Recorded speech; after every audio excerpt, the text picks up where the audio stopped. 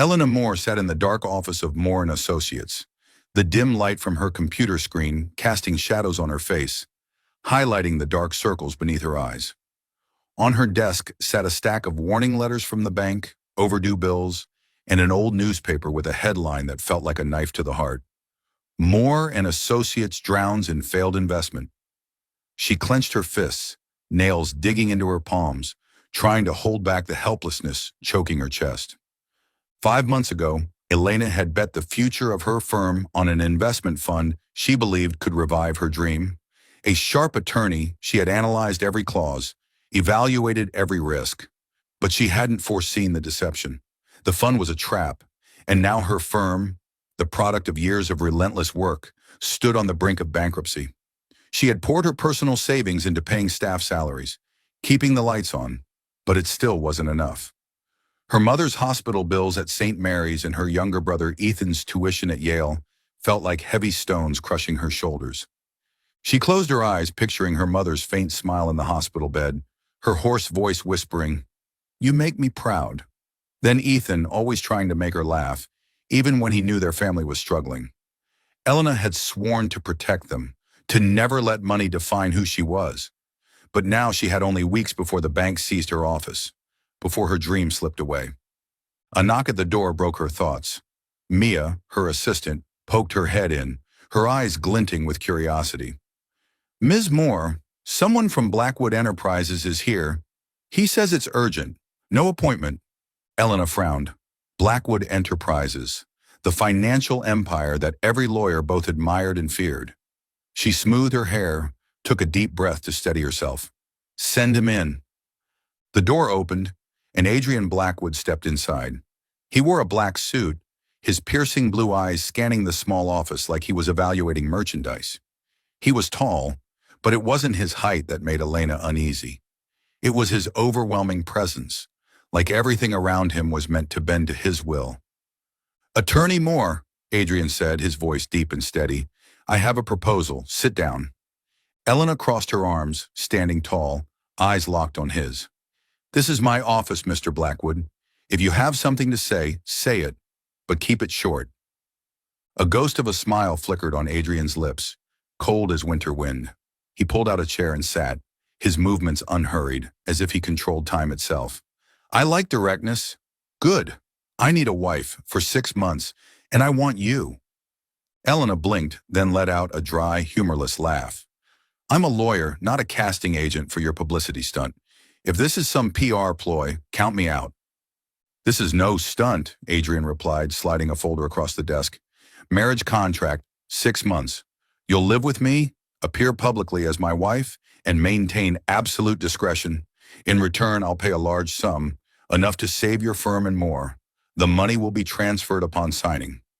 The phrase, "enough to save your firm," made Elena's heart pound. A large sum, enough to pay off the bank, keep the office open, cover her mother's hospital bills, Ethan's tuition, and maybe give her a chance to start over. But she quickly regained her composure, pushing the folder away like it was dangerous. "Why me? Blackwood Enterprises has a whole team of attorneys. I'm sure you're not short on volunteers." Adrian tilted his head, studying her like an unreadable book. "I need someone who fits my image. You're a talented attorney, known for your integrity. No scandals, no social climbing. Your reputation, strong, independent, is exactly what I need to convince the board." He paused, his gaze sharpening. "And I know your firm is collapsing after a failed investment. You need this opportunity, Ms. Moore. I'm offering you a way out." His words cut like a blade.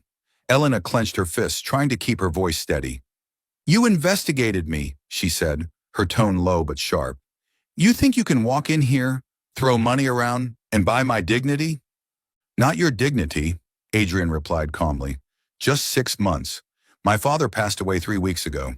His will requires me to be married to retain the chairman's seat. If I'm not, the board will vote me out.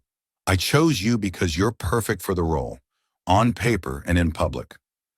Elena turned away, not wanting him to see the tears threatening to spill.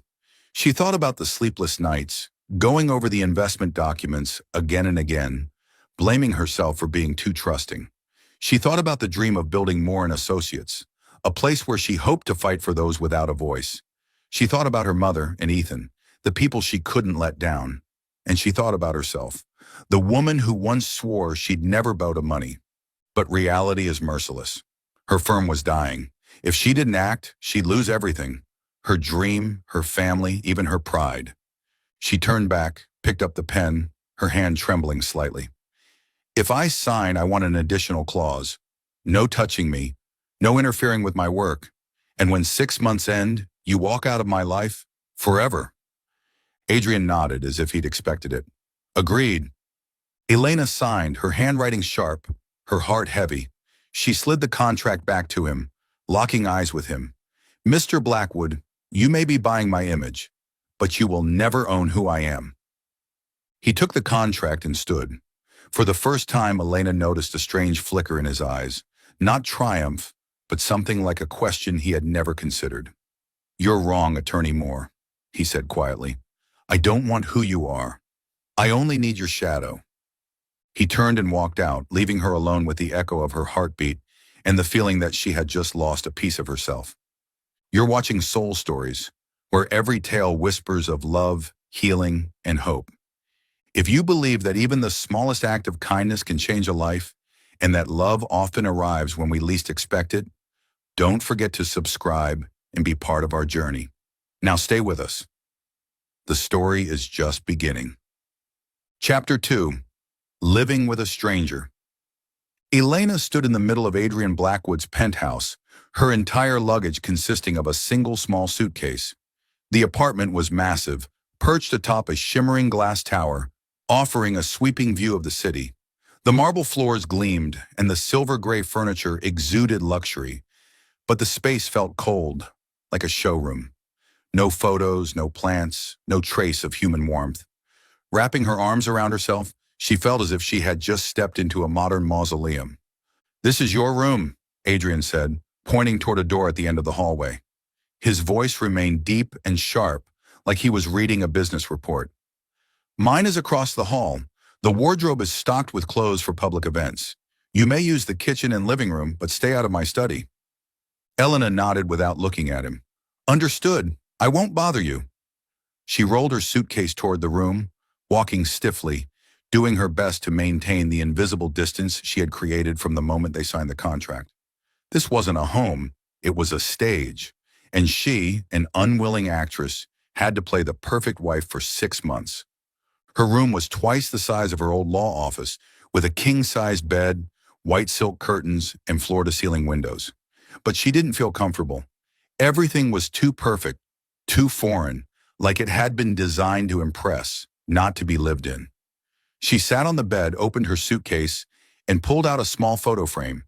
Her mother and Ethan, smiling brightly in the park last year. She placed the frame on the bedside table and whispered, "Just 6 months. Mom, Ethan, we'll be okay." Inside, she knew she was lying to herself. Signing that contract with Adrian wasn't just about saving Moore and Associates from a disastrous investment or earning a large sum to pay off debts and support her family. It meant living with a man who saw her as a tool, not a person. She thought back to the day she signed the contract, his eyes cold, yet flickering with something strange.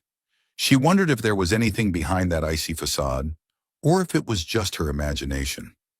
That evening, Elena stepped into the kitchen, deciding to cook a simple meal to regain a sense of normalcy. She found a pack of spaghetti and a few ingredients in the fridge, likely left by a housekeeper. As the water began to boil, she heard footsteps.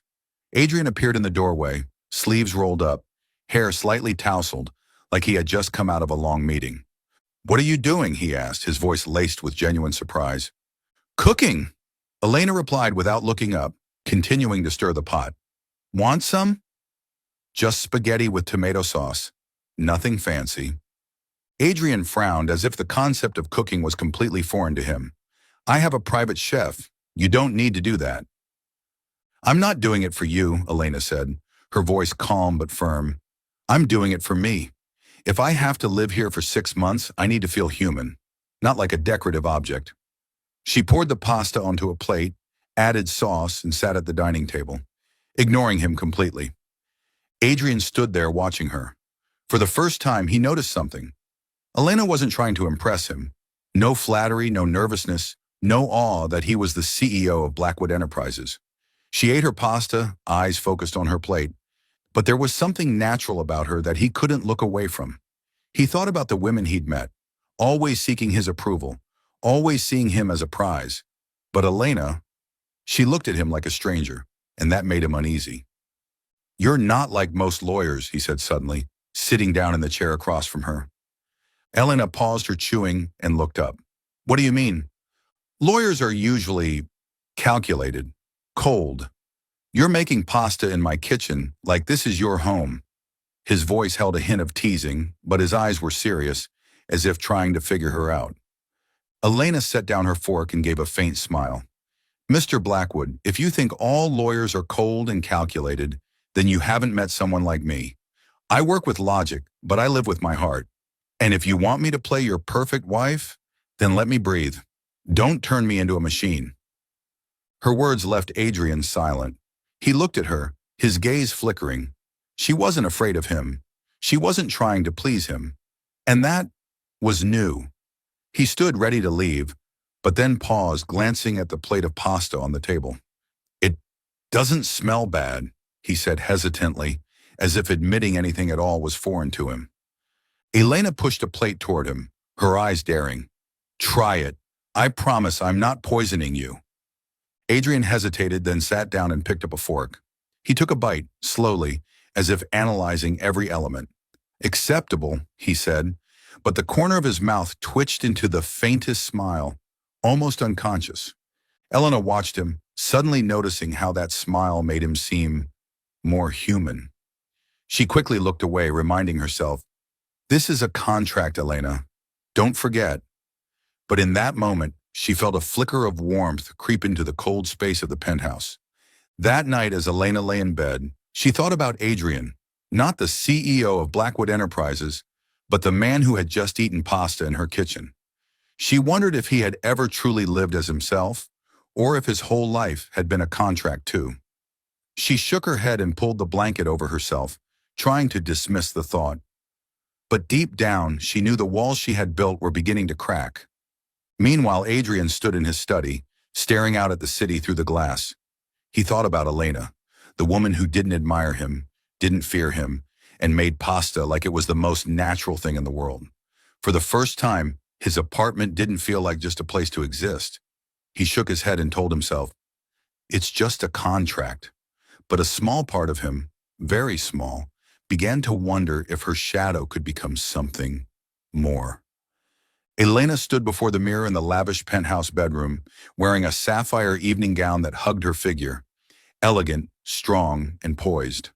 The dress was one of the outfits Adrian had prepared for her, and though she hated to admit it, it made her feel like someone from a dream that wasn't hers. She smoothed her hair and reminded herself, "This is just a role. Don't let it consume you." Tonight she would make her first public appearance as Mrs. Adrian Blackwood at the city's most prestigious charity gala. Adrian was waiting in the living room, sharp in a tailored black suit. His gaze swept over her as she walked in. "You look suitable," he said evenly, though his eyes lingered a beat too long. "Just suitable?" Elena replied lightly but with an edge, offering a faint smirk. "I thought you picked me for the perfect image." She brushed past him without waiting for a response, feeling a flicker of satisfaction when he hesitated. In the car, silence stretched between them, the only sound the quiet hum of the engine. Elena stared out the window as the city lights passed like falling stars. Her thoughts wandered to her law firm, to the exhausting days spent trying to pull it back from the edge after the failed investment. Signing the contract with Adrian had been her way out, but the deeper she went into his world, the more she felt like a bird trapped in a golden cage. She glanced at Adrian. He was reading emails on his phone, face cold and unreadable. Does he ever feel like he's pretending too? She wondered, then quickly pushed the thought away. At the gala, the ballroom sparkled with crystal chandeliers and opulent gowns. Elena felt every eye turn toward them as they entered, her arm lightly linked with Adrian's, just as the script required. Whispers followed them, about her, about Adrian, about their sudden marriage. She kept a flawless smile, though inside she was fighting a battle between pride and the part she had to play. And then she saw her, Vanessa Reed, Adrian's ex-girlfriend, standing amidst the crowd in a blazing red dress like fire. Vanessa was the epitome of high society, wealthy, arrogant, and once the center of attention beside Adrian before their breakup. She approached with a sweet smile and eyes sharp as blades. "Adrian, it's been too long," Vanessa said, then turned to Elena, her gaze scanning from head to toe. "And this is Ms. Moore, right? A lawyer, I've heard. Quite a surprise to see you here, next to him. I thought he preferred women who were more fitting for this world." The surrounding crowd fell silent, listening. Elena felt heat rise in her face, but she wasn't one to back down. She smiled, calm and cutting. "Ms. Reed, I'm not here to fit into anyone's world. I'm here because I chose to be. And as for being fitting, I think someone who once walked away from Mr. Blackwood knows just how hard that is to define." A soft ripple of laughter spread through the crowd. Vanessa stiffened, her smile vanishing. The nearby press began jotting notes, cameras flashing. Elena felt Adrian's hand gently tighten around her arm, but she didn't look at him. Her eyes stayed locked on Vanessa. "And by the way," she added, "this gala is for orphan children. If you're looking for attention, why not auction something off? I've heard you're quite generous." Vanessa went pale, mumbled something, then turned and left, the crowd dispersing. Elena exhaled sharply, heart pounding. She'd won the exchange, but felt strangely hollow. What am I doing? Protecting my dignity or just playing the part? Adrian pulled her aside to a quiet corner, his expression unreadable. "You didn't have to do that," he said, voice low. "Vanessa just wanted to provoke you." "I didn't do it for you," Elena replied, her voice slightly shaking. "I did it for me. I won't let anyone look down on me, not in your world or anywhere else." She turned away, but Adrian caught her hand, his fingers warm, a stark contrast to his usual cold tone. "You did well," he said, and for the first time Elena saw a flicker of sincerity in his eyes. "But in this crowd, they're like wolves. Don't let them see you flinch." Before she could respond, a wave of reporters surged forward, blinding camera flashes lighting up the room. Elena felt overwhelmed, the noise of microphones and questions crashing down like waves. "Mrs. Blackwood, how did your romance begin? Is it true you married for love?" She stood frozen, her smile plastered on, unsure how to answer without exposing the contract. Suddenly, Adrian stepped forward, pulling her into his arms, one hand protectively resting on her shoulder. "My wife doesn't enjoy the spotlight," he said, voice calm but commanding, quieting the press. "She's here because of her heart, not your cameras." He took her hand, guiding her through the crowd, each step building an invisible wall around them. When they reached a quiet balcony, Adrian let go and turned away, as if the embrace had been purely instinctive. Elena stood there, heart racing, not because of the crowd, but because of that unexpected hug. She had felt his warmth, his protection, something she hadn't asked for, but she reminded herself, "Don't be foolish, Elena. It was part of the performance." "You didn't have to do that," she said hoarsely, trying to sound composed. "I could have handled it." Adrian looked at her, his gaze deep.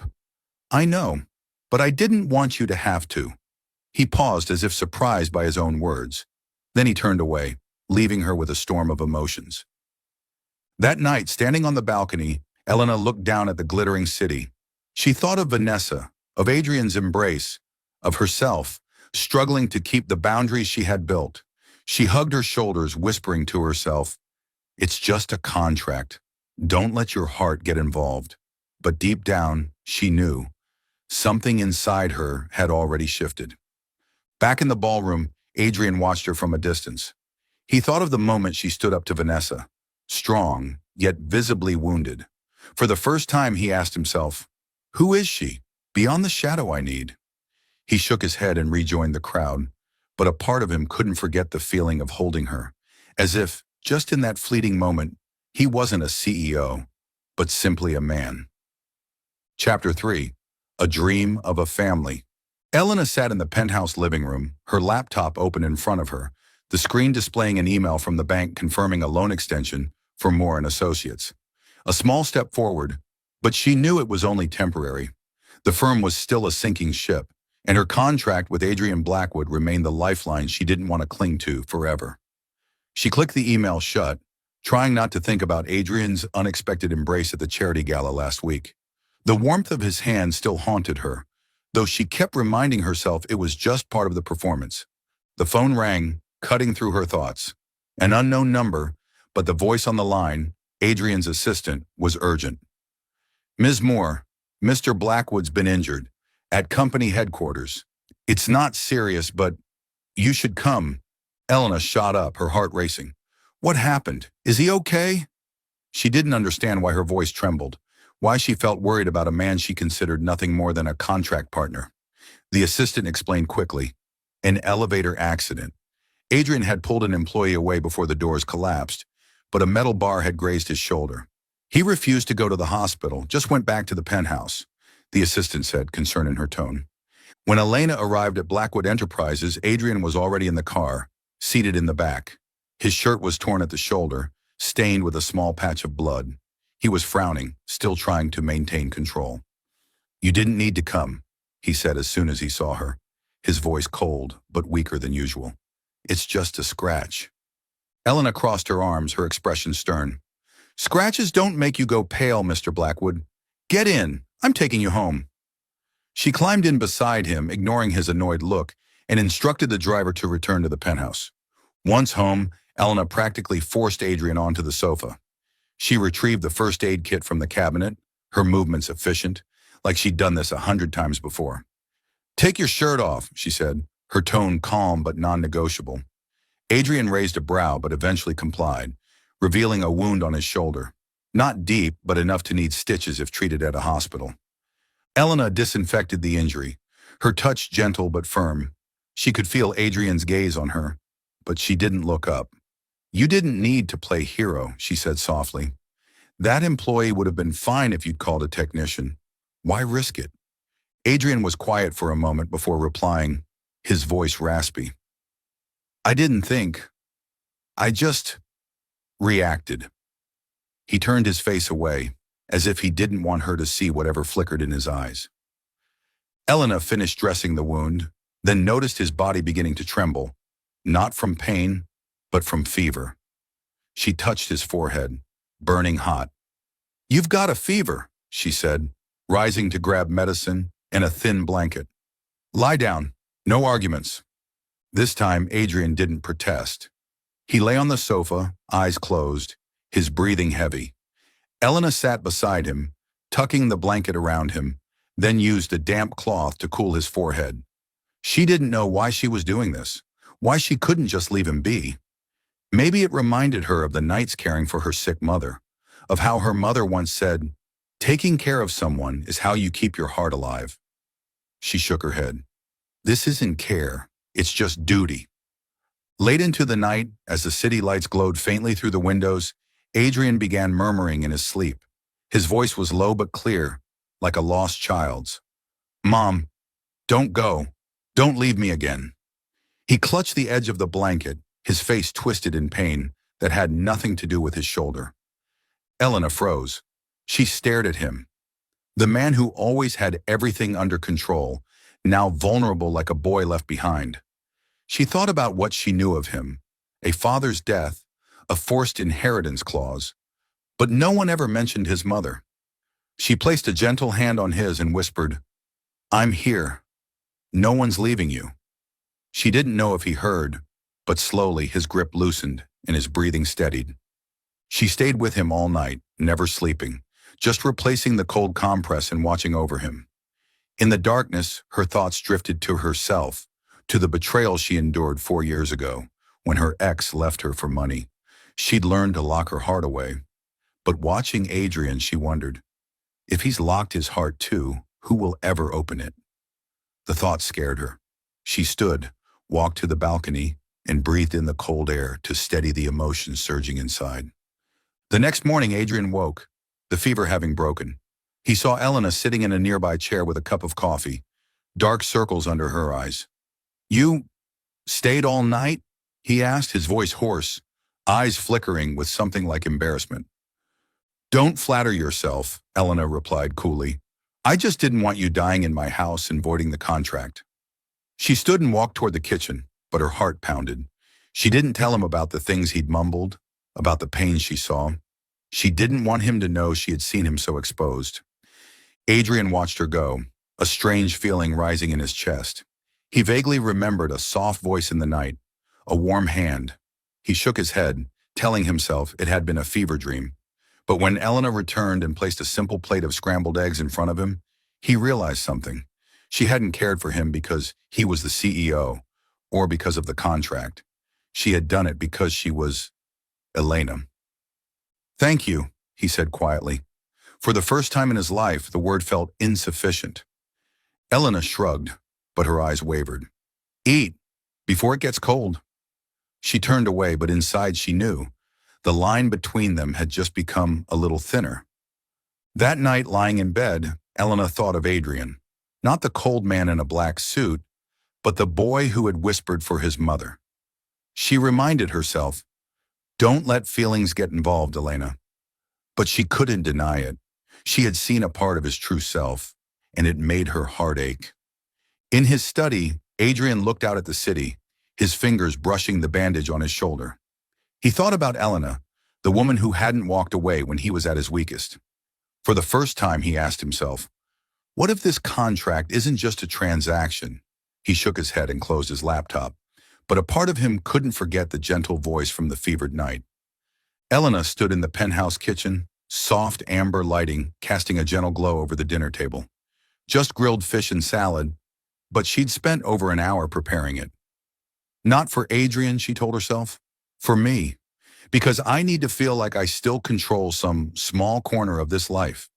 3 months had passed since the contract was signed, and while she'd grown accustomed to the cold luxury of the apartment, she hadn't gotten used to the way her heart occasionally skipped when Adrian walked into the room. He had changed, though she hated to admit it. Adrian, once the man who vanished into endless late meetings, now usually came home before 8 p.m. He no longer simply nodded when she spoke, but asked about her day. Simple questions like, "How's the firm?" or "Did you meet with any clients today?" Sometimes he sat across from her at dinner, eating quietly the food she cooked. And in those moments, she felt unsettled, as if the line between contract and reality was slowly blurring. Tonight, as she placed the dishes on the table, Adrian stepped in, sleeves rolled up, hair slightly tousled. He held a bottle of red wine, and there was a flicker of something unfamiliar in his eyes.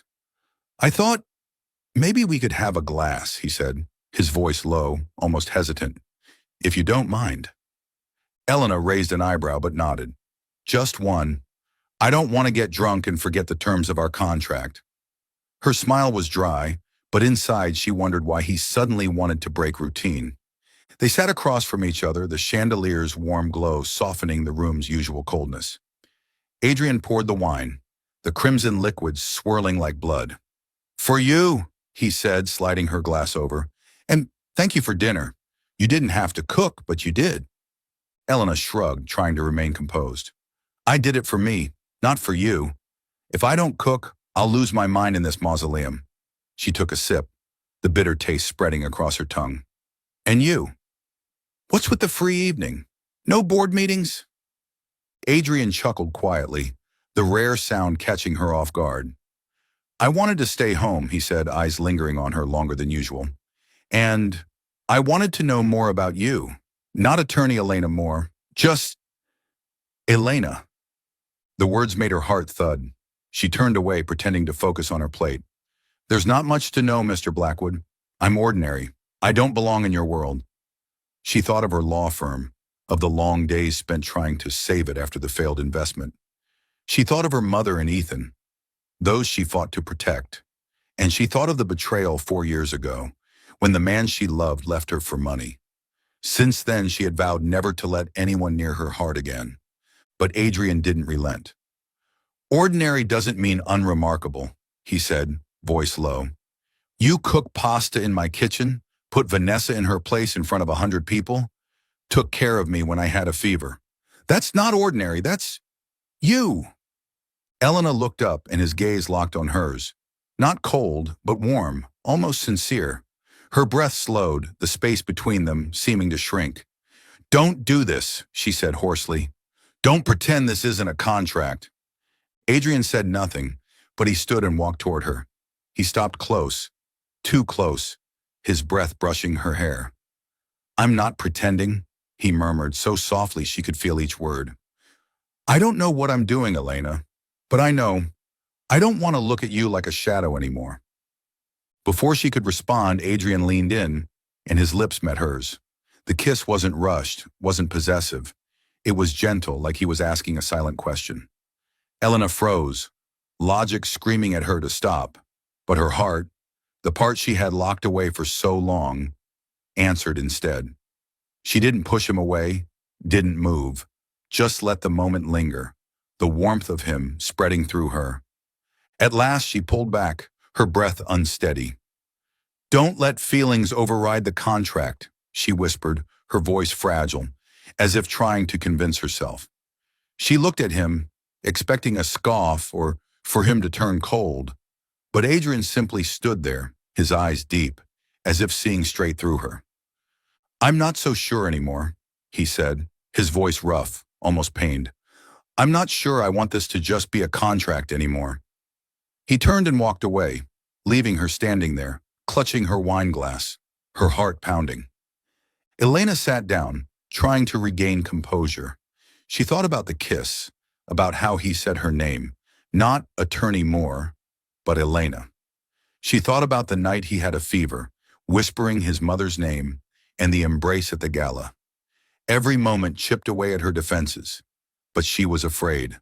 Afraid that if she opened her heart again, it would break just like before.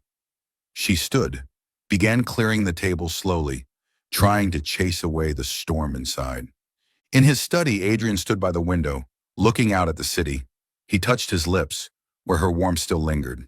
He thought of his mother, who left when he was just a boy, and his father, who taught him emotions were a weakness. He had lived his whole life controlling everything. But Elena, she made him lose control.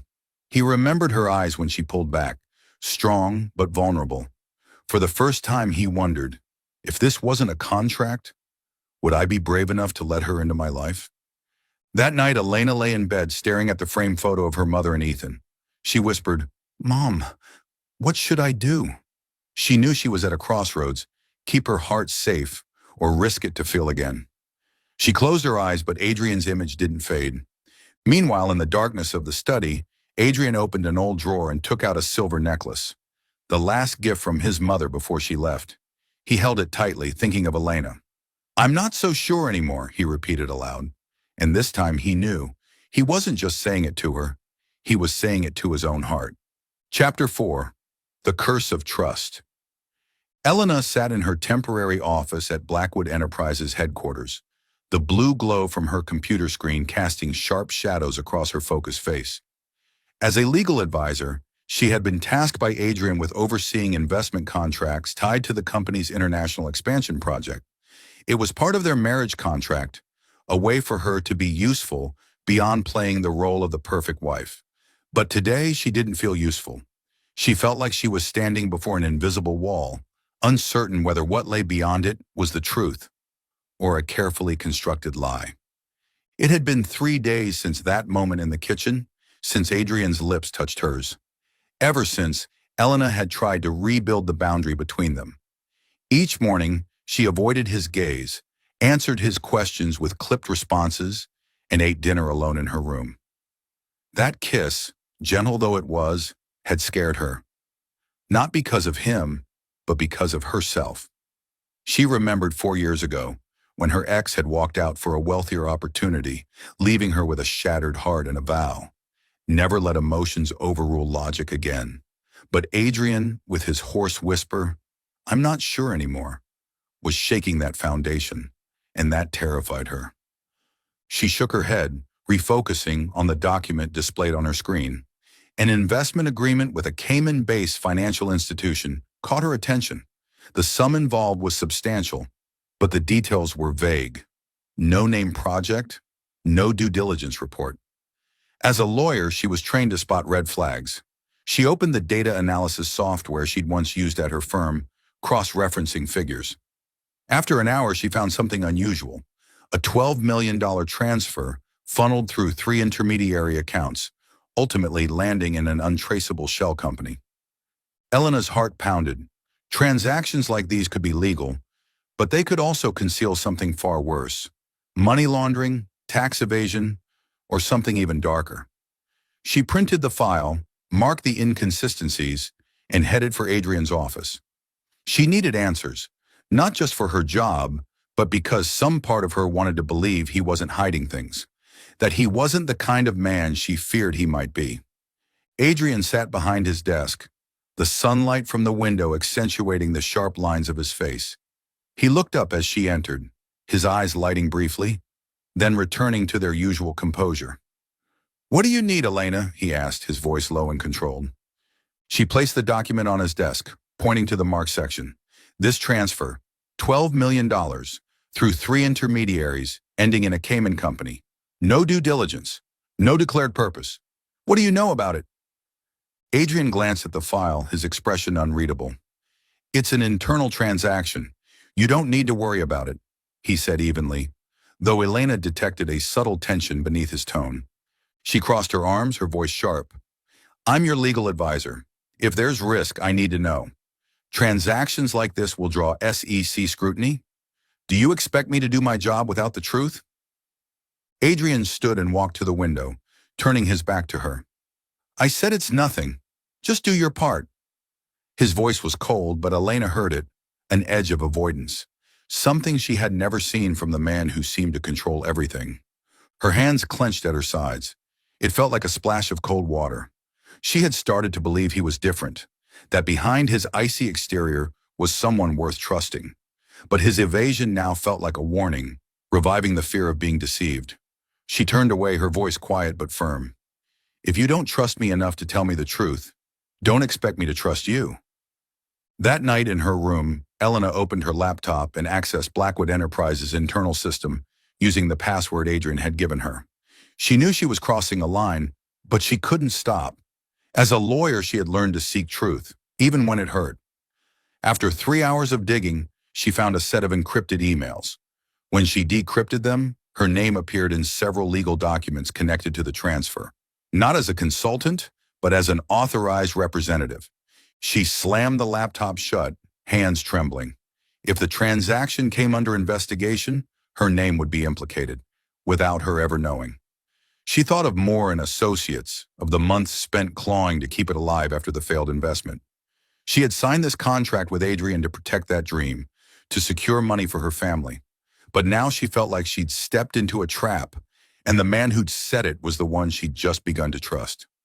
She rose and stepped out onto the balcony, looking down at the glittering city. Her mother's words echoed in her mind. Trust is a gift, but also a curse. She had allowed herself to trust Adrian, not just as a business partner, but as a person. The man who pulled an employee from a collapsing elevator. The man who ate her pasta. The man who looked at her like she was the only one in the room. But now she asked herself, what's his truth? And why am I part of this game? In his study, Adrian sat at his desk, his fingers wrapped tightly around the silver necklace his mother had left him. He thought about Elena's question, about the look in her eyes when she left his office. He wanted to tell her the truth, that the transfer was part of a defensive strategy to shield the company from hostile shareholders, that her name had been added to protect her if the plan collapsed. But he couldn't. Trusting someone, for him, meant exposing weakness. It meant repeating the mistake of his mother leaving him. He remembered the way she stood up to Vanessa, the way she dabbed his forehead when he had a fever. She wasn't just a shadow he had hired, she was Elena, and that scared him. He wondered, if she knew the truth, would she stay, or would she leave, like everyone else? He closed the drawer and stood, but the image of Elena wouldn't leave his mind. In the dark, Elena opened the photo frame of her mother and Ethan and whispered, "I'm sorry, but I have to know the truth." She knew she was stepping into dangerous territory, but she couldn't turn back, not because of the contract, but because her heart, no matter how much she tried to deny it, had started asking, if he's sincere, why is he hiding this from me? Still following the story? If this story found you outside of Soul Stories, we invite you home, to where every touching tale begins with truth, hope, and heart. Chapter 5. The Trap of Trust. Elena sat in the penthouse bedroom, the dim light from the nightstand lamp casting a glow over the documents clutched in her hands. The words on the pages cut like knives. Her name, Elena Moore, was listed on a series of legal documents tied to Blackwood Enterprises investment transactions. Not as a legal advisor, but as an authorized representative. A perfect scapegoat if the Securities and Exchange Commission ever investigated. She trembled, not from fear, but from the crushing weight of betrayal constricting her chest. She had spent the entire day investigating, digging through internal emails and files. The transactions weren't clearly illegal, but they were risky, and they pushed all the legal liability toward her. As his legal wife and in-house counsel, she could be accused of complicity or professional misconduct if this ever came to light. She thought of Moore and Associates, the law firm she had sacrificed her pride to protect. She had signed that contract with Adrian to save it, but now she felt like a pawn in his carefully played game. She thought of her mother, how she used to hold Elena's hand in the small church and teach her that faith in people was a guiding flame, but one that could easily be extinguished if placed in the wrong hands. Elena had started to trust Adrian, not just as a business partner, but as the man who saved an employee from a collapsing elevator, who ate the pasta she cooked, who kissed her like she was the only thing that mattered. But now she wondered, was my faith blind? She stood, gripping the documents, and walked to Adrian's study. He sat there, the light from his computer casting shadows across his face, revealing a rare weariness.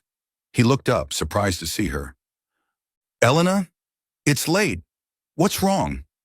She set the documents on the desk, her voice calm but razor-sharp. "You used my name in these risky investment deals. You listed me as an authorized representative. So if the SEC investigates, I take the fall. Explain that to me." Adrian looked at the papers, his eyes hardening. He stood and walked to the window, turning his back to her. "You misunderstood," he said quietly, but without conviction. "I wasn't trying to hurt you." Elena stepped closer, now only a few feet away. "Misunderstood?" she said, her voice rising. "You hid transactions from me. You signed my name to documents I never saw. Do you really think I'm naive enough not to notice? This isn't about protecting the company, Adrian. This is using me as a shield." He turned, his eyes wavering as if torn between truths. "I trusted you wouldn't betray me," he said hoarsely. "I thought you'd understand. I was trying to protect everything from the predators out there. The board, the shareholders, they want me out. I needed you with me, Elena." His words cut deep, not with anger, but with sorrow. She had entrusted him with something she'd guarded through so much pain, her trust, and he hadn't seen her as a person, just another piece of strategy. She shook her head, tears threatening, but she held them back. "You don't need a wife," she said, voice trembling but firm. "You need a shield, and I thought I was more than that." She removed her wedding ring and set it on the desk. The soft metallic click on the wood sounded like a closing door. Adrian stepped forward, reaching for her, but she pulled back. "Don't," she said, her voice cracking. "Don't make it worse." She turned and walked to the bedroom, pulled out a suitcase and hastily packed a few clothes. When she opened the door to leave, a fax lay on the floor, a notice of preliminary investigation from the SEC. Her name was clearly printed on the front. She picked it up, her hand trembling, then placed it on the table without looking at Adrian, who stood motionless in the hallway. "They know," she said coldly. "Good luck, Mr. Blackwood." She left the penthouse in the middle of the night, stepping into the freezing wind of the city. She didn't know where she was going, only that she had to get away, from the building, from him. She thought of her mother and the times they knelt together in prayer, asking for strength to face darkness. "Mom," she whispered inwardly, "I put my trust in the wrong hands." A single tear fell, but deep inside her, a small flame still burned. The belief in herself and the road she would forge on her own. Back in the penthouse, Adrian stood frozen, staring at the ring on the desk. He picked it up, clenching it tightly until pain shot through his fingers. He thought of his mother, who left him. His father, who taught him trust was weakness. He had tried to protect Elena his way, signing her name to the documents so she wouldn't be targeted by the board if his plan failed. But he had been wrong. She didn't need his protection. She needed the truth. He opened a drawer and took out his mother's silver necklace, gripping it like it could hold him together. He remembered the words of the pastor from that childhood church. True faith isn't control, it's letting go, trusting the truth to lead. He hadn't let go, and now he had lost her. He looked at the facts from the SEC, his heart heavy with regret. She'll never forgive me, he thought, but a part of him still prayed, not for the company, for a chance to make it right. Elena sat in a small cafe, warm yellow lights glowing around her. She pulled out the framed photo of her mother and Ethan and placed it on the table. She didn't know what awaited, investigations, career uncertainty, or the state of her own heart. But she whispered like a prayer, I'll find the way, Mom, even if all I have faith in is myself. She closed her eyes, and in the quiet, she felt something stir, an invisible strength guiding her forward, even as the road ahead was cloaked in shadow. Adrian stood in the silent penthouse, the dim glow of the city casting pale light through the glass windows, illuminating the wedding ring Elena had left on the table. Beside it lay the facts from the Securities and Exchange Commission, her name, Elena Moore, printed like an accusation. She had been gone for more than 12 hours, and for the first time in his life, Adrian felt his world collapse. He had called her, no answer, texted, no reply. The apartment, once cold but warmed by her homemade pasta and quiet presence, now felt like a void swallowing him whole. He clutched the silver necklace from his mother, the only memento from a fractured childhood. He thought of that kiss in the kitchen, of her steady eyes when she stood up to Vanessa, of her gentle voice when she wiped his forehead during the fever. Back then, he believed he was just drawn to her, that she was part of the contract he needed to fulfill. But now, in her absence, he saw the truth with painful clarity.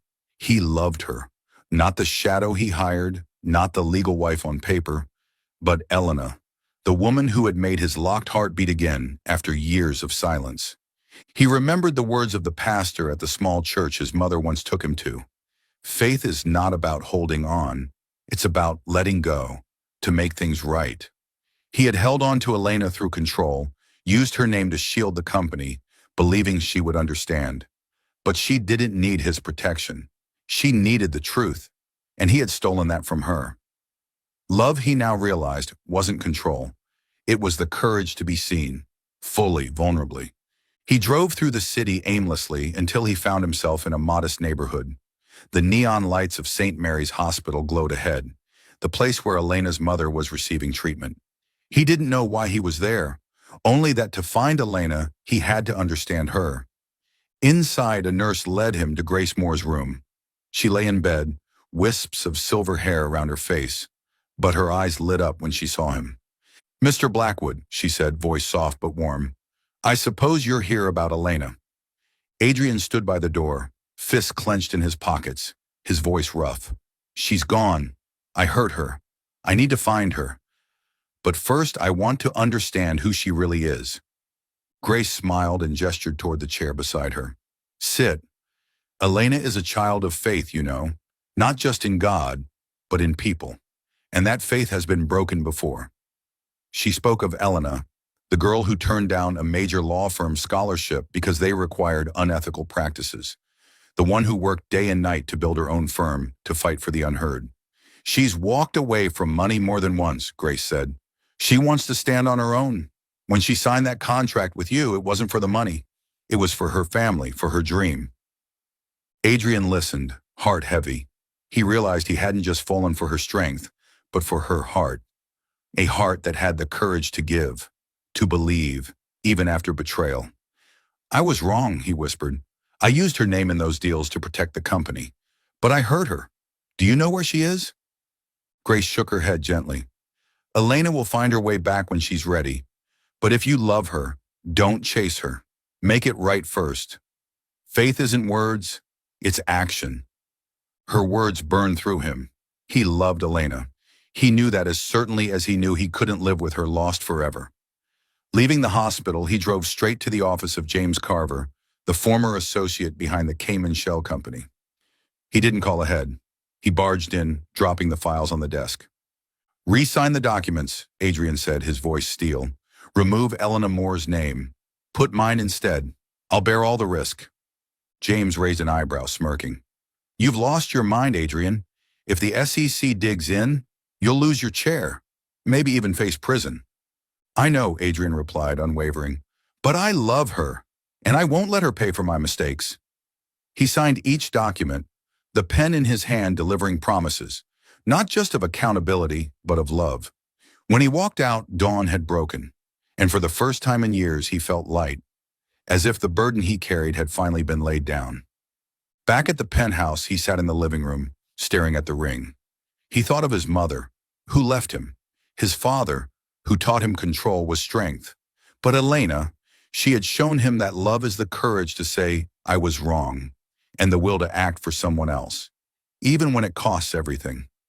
He clutched the silver necklace and whispered, "Mom, I love her, and I'm trying to be worthy." Far from the penthouse, Elena sat in a tiny rented apartment, soft morning light filtering through the window.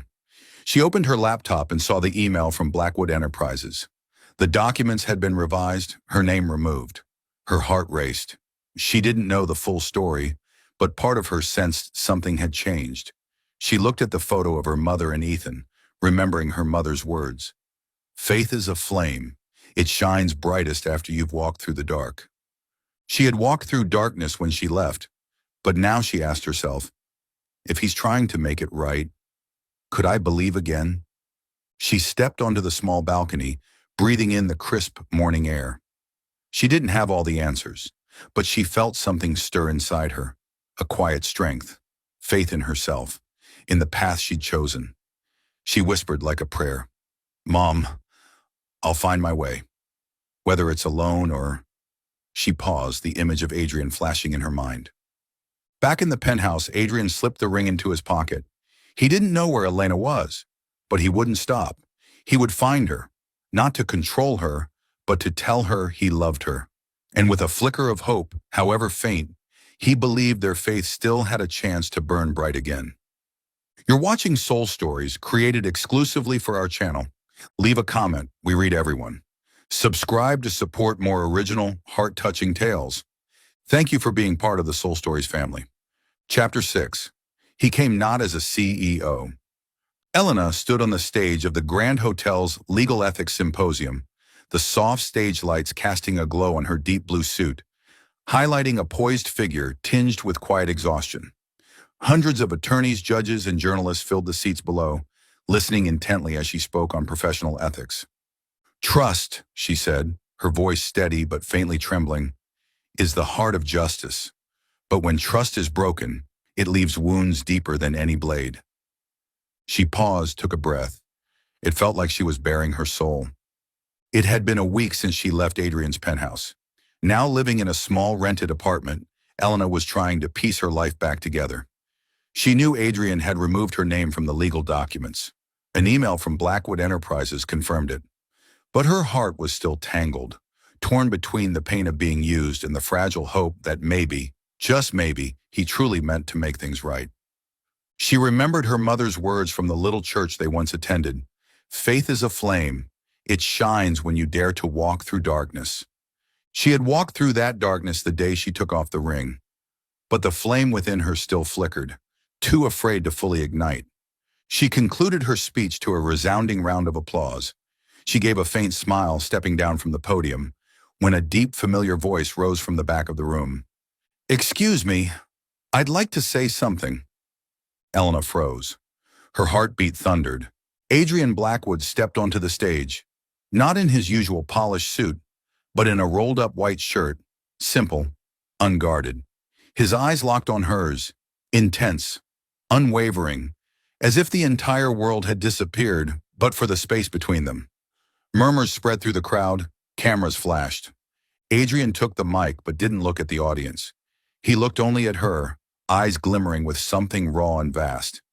Elena, he began, his voice gravelly with emotion. I used to think I could control everything.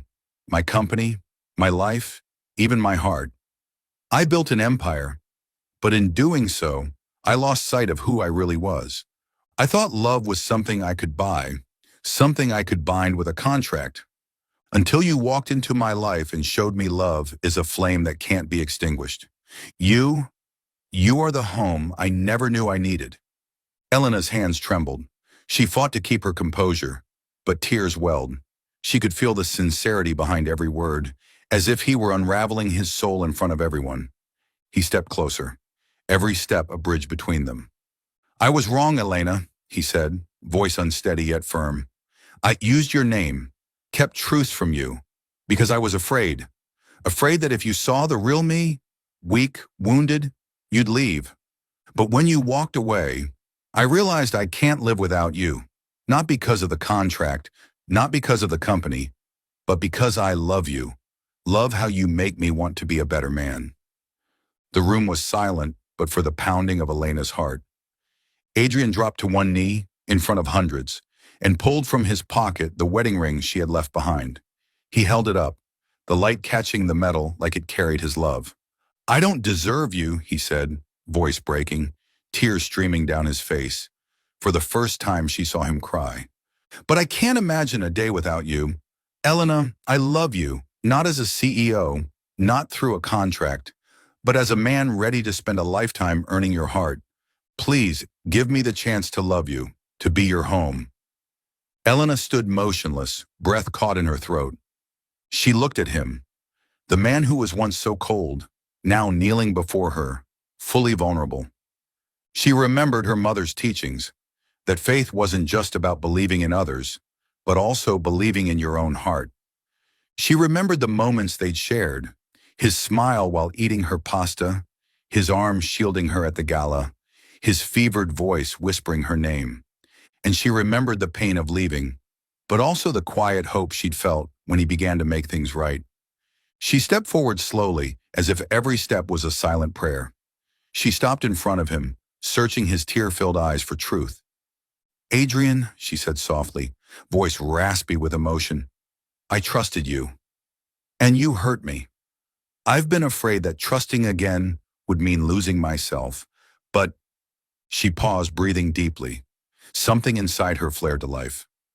But I believe in the love we can build. I believe in my own heart. And I choose you, not because of any contract, but because I love you. She reached out her hand. He slipped the ring back onto her finger. This time, it wasn't heavy like a legal bind. It was light, like a vow written in love. Adrian stood, pulling her into his arms, holding her like she was everything. I love you, he whispered, lips brushing her hair. Thank you for giving me a home. Elena leaned into him, feeling the warmth of something she had feared to believe in. The crowd applauded, but she didn't hear it. All she could feel was him, and the invisible strength inside her, like the flame her mother spoke of, now blazing bright. They left the hall hand in hand, no words needed. As the sun set in the streaks of golden violet, Adrian turned to her, his eyes soft. I will spend the rest of my life keeping this promise, he said, no matter how hard it gets. Elena smiled, tightening her grip on his hand. Good, because I'm not your shield, Adrian. I'm Elena, and I love you too. She felt like she had found herself again, and more than that, she had found home in him. That night in her small apartment, Elena opened the frame with the photo of her mother and Ethan and whispered, Mom, I found love. I hope you're proud. She felt her mother's smile, as if the flame of her faith still lived on in Elena. In the car ride home, Adrian held the silver necklace in his palm. He remembered the pastor's words, true faith is letting go to truly find. He had let go and found Elena, found love. Mom, he whispered, eyes closed. I've learned how to love. I hope you see me now. And for the first time, he felt the darkness within him dissolve into light. 2 years later, the soft autumn sunlight streamed through the windows of Elena's new law office, nestled in the heart of the city. Moore and Associates had become a respected name, securing major contracts from nonprofits and mid-sized businesses. Elena sat behind her desk, reading a thank you letter from a children's shelter she had recently helped win a court case. She smiled, but deep within, what she felt was gratitude, not just for success, but for the journey that had brought her here. Her mother, Grace, had recovered after surgery and now often stopped by the office with homemade cookies, making the staff burst into laughter. Ethan, her younger brother, had just graduated from Yale and was now interning at a tech firm, calling her every week to excitedly share his latest projects. Elena glanced at the photo of her mother and Ethan on her desk, remembering her mother's words in the little church. Faith is a flame. It shines brightest when you dare to walk through darkness. She had walked through darkness, through a failed investment, a contract marriage with Adrian, and the heartbreak of betrayal, and now that flame in her burned bright. She looked up as Adrian stepped in, sleeves rolled up, his gentle smile still capable of making her heart race like it had on day one. He was no longer the cold CEO of Blackwood Enterprises. After the SEC investigation, he had managed to keep his seat as chairman, but had chosen to relinquish some control to focus on charitable projects. "Ready?" he asked, gesturing toward the door. "The kids at the center are waiting." They headed to a children's shelter Elena had provided legal support for. Today was the charity fair, and Adrian, wearing a silly apron, was handing out sandwiches to the kids, while Elena ran a trivia game. Laughter filled the air, and Elena watched him, this man who had once clung so tightly to power, now letting a little girl tie his hair into cat ears with ribbons. She walked over, wiped a dab of frosting from his cheek, and smiled. "You wear this role better than CEO." Adrian took her hand, his gaze warm. "Only when you're here with me." He pulled her closer, kissing her forehead, uncaring of the people watching. She leaned into him, feeling a quiet power, faith in their love, and in the good they were building together. That weekend, they returned to the penthouse, not a cold mausoleum anymore, but a true home. Over the past 2 years, they had renovated it together, replacing marble floors with warm wood, adding plants and colorful drawings from the children at the shelter. Elena stood in the kitchen where she had once cooked her first pasta meal, watching Adrian hang a new frame, one of them at the charity gala years ago, hand in hand. "To remember where we started," he said softly. Elena smiled, her heart pounding. She reached into her pocket and handed him a small envelope. "And this is to remember where we're going." Adrian frowned in curiosity, opened the envelope, and froze. Inside was an ultrasound photo, a tiny life-taking shape, a glimpse of their future. He looked up at her, eyes brimming with tears. "Elena, is this real?" he asked, his voice trembling, barely daring to believe. She nodded, stepping close and placing her hand on his chest. "If I was ever your shield," she said, voice quivering, "then now I'm the one who will protect your heart, and our child's." Adrian pulled her into his arms, holding her tightly, as if afraid she might vanish. "I don't deserve this," he whispered, "but I promise to spend my life becoming worthy. Of you, of our baby." He kissed her, tender yet fierce, a vow made without paper or pen. That night they sat on the balcony, gazing out over the glittering city. Elena rested her head on his shoulder, thinking about their journey, from a cold contract to genuine love. She believed now that love wasn't just hope, it was action. It was the choice to love, even after being hurt. And he had let go, surrendered control, and in doing so, found Elena, found family. They sat there, fingers intertwined, saying nothing more. The city below continued to move, but in that moment, there was only them, and a lifetime promise, written in love and growing silently within Elena. The rain poured down as if it wanted to drown the entire world.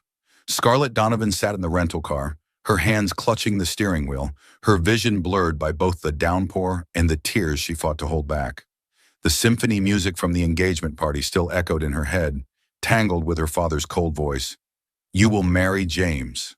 "This isn't a request, Scarlett. It's an order." She had run.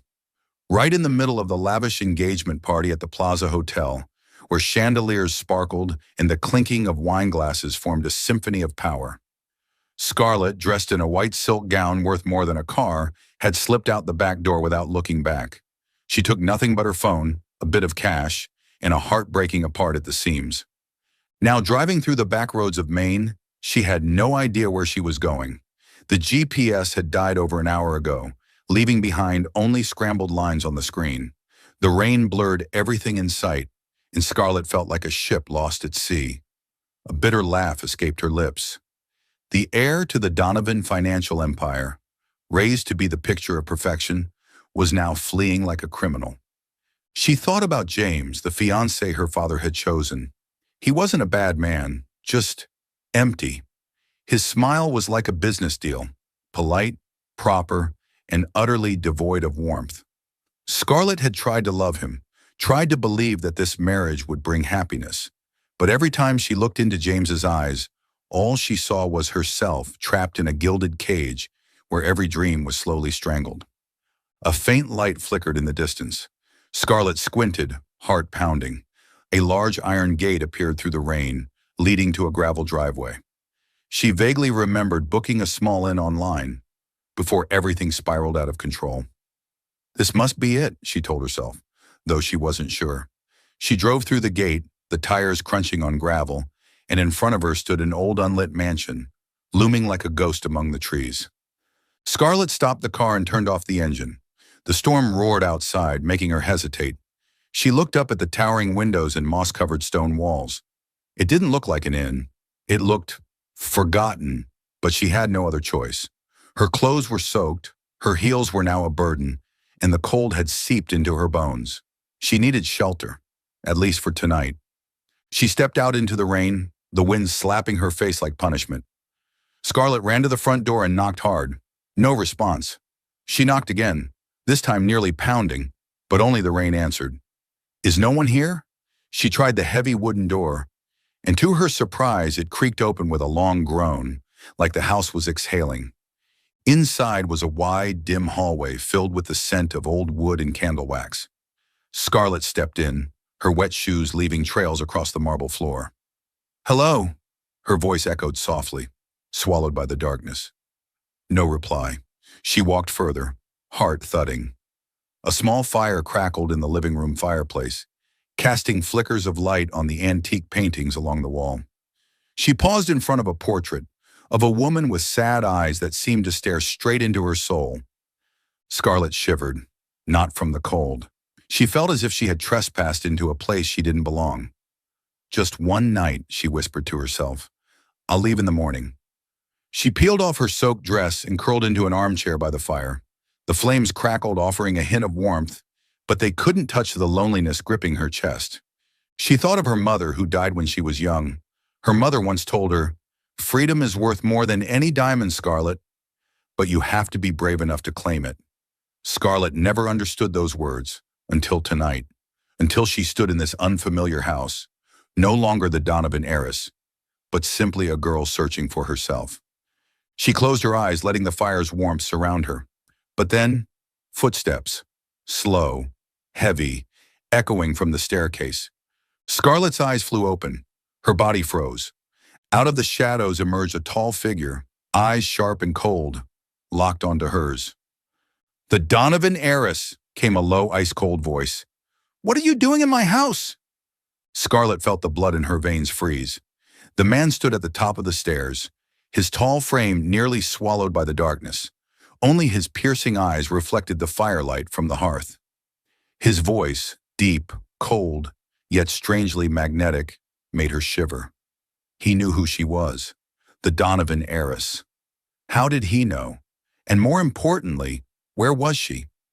She shot to her feet, her soaked dress clinging to her skin, making her feel small and exposed. I'm sorry," she stammered, taking a step back. "I didn't mean to trespass. I thought this was an inn. I'll leave right away." But as she turned, the howling wind outside the window made her freeze. The rain had turned into a full-blown storm, shrieking like it could rip the sky apart. "Leave," the man echoed, stepping down one stair. The dim firelight cast shadows across his angular face, disheveled black hair, a faint scar cutting through his left eyebrow. But it was his eyes, deep, oceanic, brimming with secrets that held her. Where exactly do you think you're going in a storm like this? The roads are flooded, and a snowstorm's on its way. You'll freeze before you even reach the gate. Scarlett clenched her fists, trying to steady her voice. I don't need your help. I can take care of myself. But even she could hear the tremor in her words. She didn't know where she was. Her phone was dead. The cold was sinking into her bones. And this man, frightening as he was, might be her only option. He gave a crooked smile, devoid of warmth. Take care of yourself? A little heiress like you, fleeing your palace, thinking you can survive out there? He stepped down a few more stairs, now only a few feet away. Sit down, Miss Donovan, before I change my mind and let you figure it out on your own. Her name in his mouth sounded like an accusation. Scarlett wanted to fight back, to scream that she wasn't the delicate porcelain doll he imagined.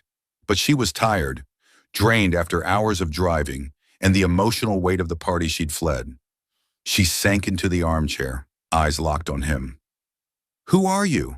And how do you know me? He stopped, leaning casually against the banister, as if debating whether to answer. Lucian Vale, he said simply. This is my home. And as for knowing you, who in New York doesn't know the Donovans? The media talks about you like you're the city's crown jewel. A flicker of anger rose in her. You don't know anything about me, she snapped. Don't pretend you understand just because you read some cheap articles. But deep down, unease crept in. Lucian Vale. The name stirred something, a vague memory she couldn't quite place. Lucian raised an eyebrow, seemingly surprised by her bite. He walked over to the fireplace and threw in another log, causing the flames to roar. Maybe I don't know you, he said, his tone slightly softer, though still laced with sarcasm. But I know people like you, raised in silk, then one day decide to rebel, only to realize you can't live without the glow of that golden cage. His words cut deep. Scarlett wanted to scream, to tell him about the prison her father had built, about the dreams suffocated behind her flawless smile. But instead she bit her lip and looked away. You have no right to judge me. Silence settled between them, just the crackle of fire and the wind rattling the windows. Lucian sat in the armchair opposite hers, far enough to maintain distance, but close enough that she could feel his presence. He studied her slowly, as if reading a book he wasn't sure he wanted to finish. Then tell me, he said at last, voice low, why are you here? A girl like you in a dress worth thousands, ending up in a place like this? What are you running from? Scarlett looked up and met his gaze. There was something in the way he asked, not idle curiosity, but a quiet sincerity, like he actually wanted to know. She hesitated. Should she tell the truth? Or keep hiding? But maybe because she was tired, or maybe because she was lonely. She let her guard drop. I didn't want to marry the man my father chose, she said, her voice soft but steady. I didn't want to live a life that was already written for me. I just wanted to be myself, even if it's only for once. Lucian didn't respond right away. He looked at her, his eyes gentler now, as if seeing something in her he hadn't expected. Freedom, he said quietly. You think it's that easy? Just run away and you'll have it? No, Scarlett replied, her eyes burning with determination. But at least I tried. Better than spending my life living a lie. Another pause, then Lucian gave a short laugh, dry but not cruel. You're braver than I thought, Miss Donovan. He stood, walking back toward the staircase. Get some rest. There's a guest room upstairs. If the storm clears by morning, you can leave. Scarlett watched him go, her heart racing with a feeling she couldn't name. Who was he? Why did he live alone in this shadowed mansion? And why, despite his cold demeanor, did she feel an inexplicable connection, like fate had dragged her here for a reason? She wrapped her arms around herself, trying to shake the chill. But deep down she knew, tonight, in this forgotten house, something had begun. 3 days passed, yet the snowstorm showed no sign of ending. Lucian Vale's ancient mansion, with its frigid stone walls and endless corridors, had become Scarlett Donovan's entire world. She sat by the parlor window, watching snow bury the drive that led to the gate, her heart heavy. The freedom she had craved now felt like a hazy dream, imprisoned by the weather and by the presence of the enigmatic man who owned this house. Lucian was more elusive than she'd imagined. He appeared at the most unexpected moments, when she was leafing through a dusty book in the study, or when she lingered too long before the hallway portrait of that sorrow-eyed woman. He seldom spoke, yet every word felt razor-sharp, as if he could see straight through her. What unsettled Scarlett most was how much he already knew about her, beyond her name and the Donovan fortune. He even knew she'd once refused one of her father's major contracts to protect a small charity. "How do you know about that?" she'd asked, voice trembling. Lucian merely shrugged. "I have my ways." Today, with snow still falling hard, Scarlett decided to break the suffocating silence. She found Lucien in the kitchen, slicing vegetables with unnerving focus. The oil lamp above cast warm light across his angular features and the faint scar on his brow. Standing in the doorway, she hesitated, then spoke. "You live here alone, don't you? No staff, no phone, no internet. Don't you ever feel lonely?" The knife paused mid-stroke. He didn't turn, but she sensed tension in his shoulders. "Loneliness is a choice," he said, voice low. "There are worse things than being alone." He resumed chopping, as if her question were nothing more than a passing draft. Scarlett stepped into the kitchen and sat at the old wooden table. "Like what?" She pressed softly yet boldly.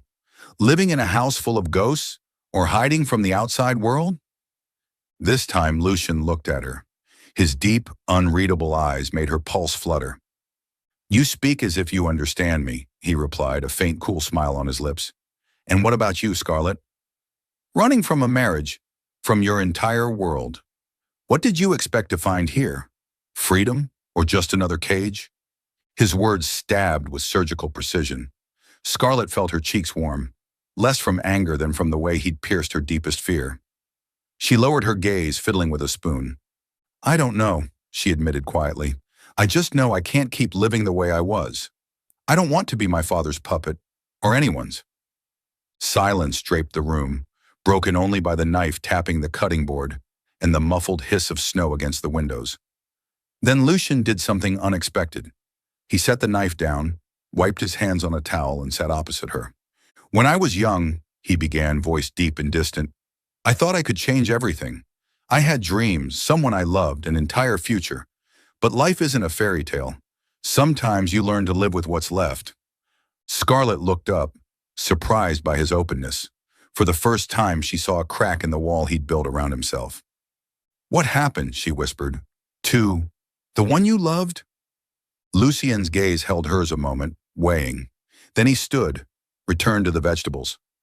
"Dinner first," he said, voice cooling again. "You'll need strength in this cold." They ate in near silence, but the tension had softened. Over steaming potato soup, Scarlett discovered Lucian was a better cook than she'd guessed. When she praised the soup, he only shrugged, yet she caught a brief sparkle in his eyes, as if he wasn't used to compliments. Afterward, they settled by the fireplace. Scarlett hugged a wool blanket. Lucian held a book he never opened. She tried again. "You never answered my question," she said gently, "about the woman you loved." Lucian stared into the flames for a long time before speaking. "She was an artist," he murmured, grief threading through his tone. "She lived for music, for beauty. But the world isn't kind to spirits like hers. I couldn't protect her." His hand tightened around the book. "That's all you need to know." A stab of ache pulsed in Scarlett's chest, partly for his story, partly because she realized he too carried wounds. "I'm sorry," she said, meaning it, "but you can't live in the past forever. Not everyone will leave you." He turned toward her, eyes cutting yet vulnerable. "Easy word," he replied, not with sarcasm but quiet resignation. "And you? Can you truly leave everything, family, status, money behind for a life where no one knows your name?" She gave a sad smile. "I'm trying, but I'm afraid I'm not strong enough." Her confession hovered between them. Lucian studied her so long, her heartbeat quickened. In his gaze, she sensed no pity, only understanding. A spark leapt between them then, not the hearth's glow, but something deeper, more perilous. When Lucian rose and said it was late, that she should get some sleep, Scarlett knew he was keeping his distance. Yet she also knew that whether he admitted it or not, he was drawn to her, not to the Donovan heiress, but to the real woman beneath, scarred and aching for freedom. That night she drifted to sleep with his eyes imprinted on her mind, and with a dawning realization that even if the storm cleared, she might not be ready to leave this place too soon. On the fifth day inside Lucian Vale's mansion, time seemed to stop for Scarlett. The blizzard still roared outside the windows, burying every path, but inside her, another storm was stirring, a storm of unnamed emotions that surged whenever Lucien was near. He kept his distance, yet their brief conversations, their fleeting glances, had begun to melt the icy walls they both had built. That morning, Lucien had disappeared somewhere within the vast estate, leaving Scarlett alone in the grand living room. She sat near the fireplace, flipping through the pages of an old novel, but her mind wasn't in the book. She was thinking of him, of the way he had looked at her last night when she'd confessed her fears. There had been something in his eyes, not just understanding, but a pain he tried to hide. Scarlett wanted to know more, not out of curiosity, but because she felt a strange connection, as if fate had tied them together. She stood and wandered aimlessly through the cold corridors. This mansion, with its ancient paintings and dust-covered furniture, felt like a museum of forgotten memories. She paused in front of a pair of oak doors she hadn't noticed before. A faint sliver of light escaped from beneath them, along with the scent of old wood and candle wax. Intrigued, Scarlett pushed them open. Inside was a large room with towering windows draped in deep crimson velvet. Faint daylight filtered through, illuminating a grand piano in the center of the room. Its glossy surface was coated in a thin layer of dust, as if no one had touched it in years. Scarlett's heart began to race. She had studied piano since childhood, but stopped after her mother passed away. Music had always been an escape for her, but also a painful reminder of loss. She stepped closer, letting her fingers brush over the yellowed ivory keys. A familiar feeling rose within her, as if she were reconnecting with a part of herself long buried. She sat down, drew a deep breath, and began to play. Clair de Lune by Debussy filled the room, its soft, moonlit notes weaving a spell that erased the storm, the weight of the Donovan name, everything. Scarlett closed her eyes and let the melody carry her away. She didn't realize Lucien was standing in the doorway. When the music ended, she opened her eyes and gasped. He was there, still and silent, his dark eyes haunted like a man trapped in a nightmare. His usually unreadable face was now raw, with something she couldn't quite name. "Where did you get the right to play that piano?" he asked, voice low and raspy, like it had been pulled from the depths of memory. Scarlett stood up, her heart pounding. I'm sorry, I didn't know. I just saw it and—" She trailed off, realizing he wasn't truly angry. He was trembling, barely but unmistakably, and his eyes weren't on her. They were on the piano, like it was a ghost come to life. Lucien stepped forward, placing a hand on the piano lid, so gently as if he were touching a wound. "She used to play that piece," he murmured, barely audible. "Every night. She'd sit here, and just listening to her was enough to make me forget everything." A chill passed down Scarlett's spine. "She?" she asked softly, already guessing he meant the woman he had mentioned the night before. Lucien turned away as if unwilling to let her see his expression. "Isabelle," he said. The name sliced through the air like a blade. "She was a pianist. She lived for music, for beauty. But the world never understood her. And then one day, she vanished. No note, no trace." Scarlett didn't know what to say. She could feel his pain in every word, like he was tearing open his chest just to speak. "I'm sorry," she said, her voice trembling. "I didn't know the piano meant so much to you." Lucien gave a short, dry laugh. "It's not your fault. I never thought I'd hear that piece again. Not in this room, not after all these years." He turned to look at her, and for the first time, Scarlett saw something vulnerable in his eyes. "You play beautifully, Scarlett, as if you understand it, as if you understand what it carries." His praise made her cheeks flush, but she didn't let herself be swept away. "What happened to Isabel?" she asked gently but firmly. "You said she disappeared. Is that why you live like this? As if you're hiding?" Lucian's hands clenched. His gaze turned distant. "I'm not hiding," he said, but the conviction in his voice had faded. "I just don't want history to repeat itself. Isabel wasn't just someone I loved. She was the reason I believed the world could still be beautiful. When she vanished, that belief vanished too." Scarlett stepped closer, not touching him, but close enough for him to feel her presence. "You can't keep living with ghosts, Lucian," she said, her voice soft but sure. "I know the past can be heavy. I'm running from mine too, but if you don't let it go, it'll drag you under."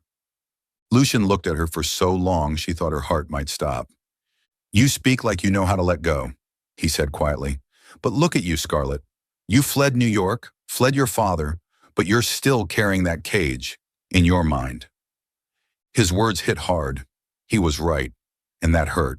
But before she could respond, Lucian turned and walked out of the room. "Don't play that piano again," he said without looking back. "Not because I don't want you to, but because I don't know if I can bear it." Scarlett stood alone in the fading light, snow still falling beyond the frosted glass. She looked at the piano, and for the first time she realized this mansion wasn't just her shelter. It was a tomb of memories, a place where Lucian had buried his heart. And she, though she didn't want to admit it, was being drawn deeper into his story, deeper than she had ever imagined. On the seventh night inside Lucian Vale's mansion, Scarlett couldn't sleep. She lay on the couch in the guest room, the firelight dancing across the ceiling, but her mind was trapped in the piano room, in Lucian's raspy voice as he spoke of Isabel. She saw him in every corner of this house, in the worn books, the portrait of the woman, the dust-covered piano. And what scared her the most was that she wasn't just curious about him anymore. She was drawn to him, deeply, helplessly. She got up, wrapped a wool blanket around her shoulders, and stepped into the hallway. The blizzard had quieted, leaving behind only the occasional hiss of wind slipping through the window panes. She heard a faint sound from the living room, where the fire still crackled. Lucian sat there in the armchair, a glass of red wine in hand. The firelight highlighted the sharp lines of his face and the depth in his eyes. In front of him sat a bottle and another glass, as if he'd known she would come. "Couldn't sleep?" he asked, his voice low, without looking up. Scarlett hesitated, then sat in the chair across from him. "You're not sleeping either," she replied, trying to sound steady despite her racing heart. She eyed the glass on the table. "Is that for me?" Lucian gave a rare smile, not mocking but enigmatic. "If you want it." He slid the glass toward her, his gaze never leaving hers. "But be careful. It's stronger than it looks." She took the glass and sipped. The wine was rich and bold, burning its way down her throat. "Is this what you always do?" she asked softly. "Sit alone, drink wine, and think about the past?" Lucian stared into the fire, silent for a while before answering. "Not always, but some nights, the past refuses to let me be." He took another sip, then looked at her. "What about you? What do you think about lying in that unfamiliar room?" Scarlett gripped her glass tighter, her eyes on the flames. She wanted to lie, to keep her distance, but the wine, or maybe just his presence, made her let go. "I think about my mother," she whispered. "She died when I was 10. She was the only one who ever really understood me. After that, my father turned me into something else, a perfect doll, for display, for contracts, for marrying a man I don't love." Lucian listened without interruption. When she fell silent, he spoke, voice deep and low. "You're more like your mother than you think. Isabel. She was like that too. She never let anyone decide her fate." Scarlett looked up, startled. "You knew my mother?" she asked, her voice shaking. He shook his head, but something unreadable passed through his eyes. "But I know people like you, people with hearts too big for the world to hold without crushing them." His words struck something deep inside her. Scarlett took another sip, feeling the warmth spread through her chest. "And what about you?" she asked, her voice bolder now. "What kind of heart do you have, Lucian? A broken one, or one that's already dead? He let out a dry chuckle, rough but not cruel. You're braver than I thought, Scarlett Donovan. He leaned forward and set his glass on the table. You want to know about my heart? It still beats, but it's learned not to feel. That's the only way it knows how to survive. Scarlett held his gaze, her voice trembling with emotion. That's not living, she said. That's existing. And I don't want that. Not for me, and not for you. The space between them thickened. Lucian looked at her. So long, so intensely, she felt like she might dissolve beneath his gaze. Then, as if something pulled him beyond his control, he reached for her hand. His touch was warm, strong, yet so gentle it was barely there. Scarlett felt her breath catch, her pulse stuttering. Lucien, she whispered, not even knowing what she meant to say. He didn't let her finish. He pulled her toward him, and before she could react, his lips met hers. The kiss wasn't gentle. It was fierce, hungry, as if they'd both held back too long. Scarlett felt the world vanish. Only his warmth remained, the taste of wine on his lips, the thunder of her own heartbeat. She responded, her hands finding his shoulders, clinging to him like she was afraid he'd disappear. The kiss deepened, pulling them into a whirlwind of emotion. But then, like lightning, reality struck. Scarlett broke away, breathless, panic in her eyes. No, she gasped, voice shaking. We can't. I can't. Lucian didn't move to stop her. His eyes still burned, but he let her go. What are you afraid of? He asked, voice rough. Me or yourself? Scarlett stood abruptly, the blanket slipping from her shoulders to the floor. Her heart felt torn in two. That kiss, it was more real than anything she'd ever experienced. And yet, it was dangerous. She didn't know who Lucian really was. She didn't know his past. And worse, she didn't know if she was strong enough to face what she felt. I have to go, she said, barely more than a whisper. The storm has passed. I can't stay here anymore. Lucian said nothing. He just looked at her, his expression a mix of pain and resolve. If you want to go, I won't stop you, he said quietly. But you know, Scarlett, running never solves anything. She turned and ran down the hall, slamming the bedroom door behind her. She collapsed onto the bed, covering her face, trying to hold back the tears. His kiss still burned on her lips, sweet, devastating. She knew he was right. She wasn't just running from her father or from James. She was running from herself. She looked toward the window where the first light of dawn broke through the snow. The road was clear. She could leave. But as she packed the few belongings she had, her heart felt unbearably heavy. Leaving meant leaving Lucian, leaving something she hadn't yet understood, but had already made her feel more alive than ever. Standing at the door, hand on the knob, she asked herself, do I really want to go? Or am I just trying to convince myself I should? After last night's kiss, Scarlett couldn't face Lucian. She avoided him, wandering through the mansion's cold hallways, trying to extinguish the fire still smoldering inside her. The snowstorm had passed. The road to the gate was now clear, but she remained, not because of the weather, but because part of her couldn't bring herself to leave him. She wasn't ready to walk away from the mystery of this house, and Lucian himself held tight. That morning, while Lucian was out checking the road, Scarlett found her way to the study, a room she hadn't explored before. The small space was lined with oak-paneled walls, filled with shelves of old books and the faint scent of aging paper.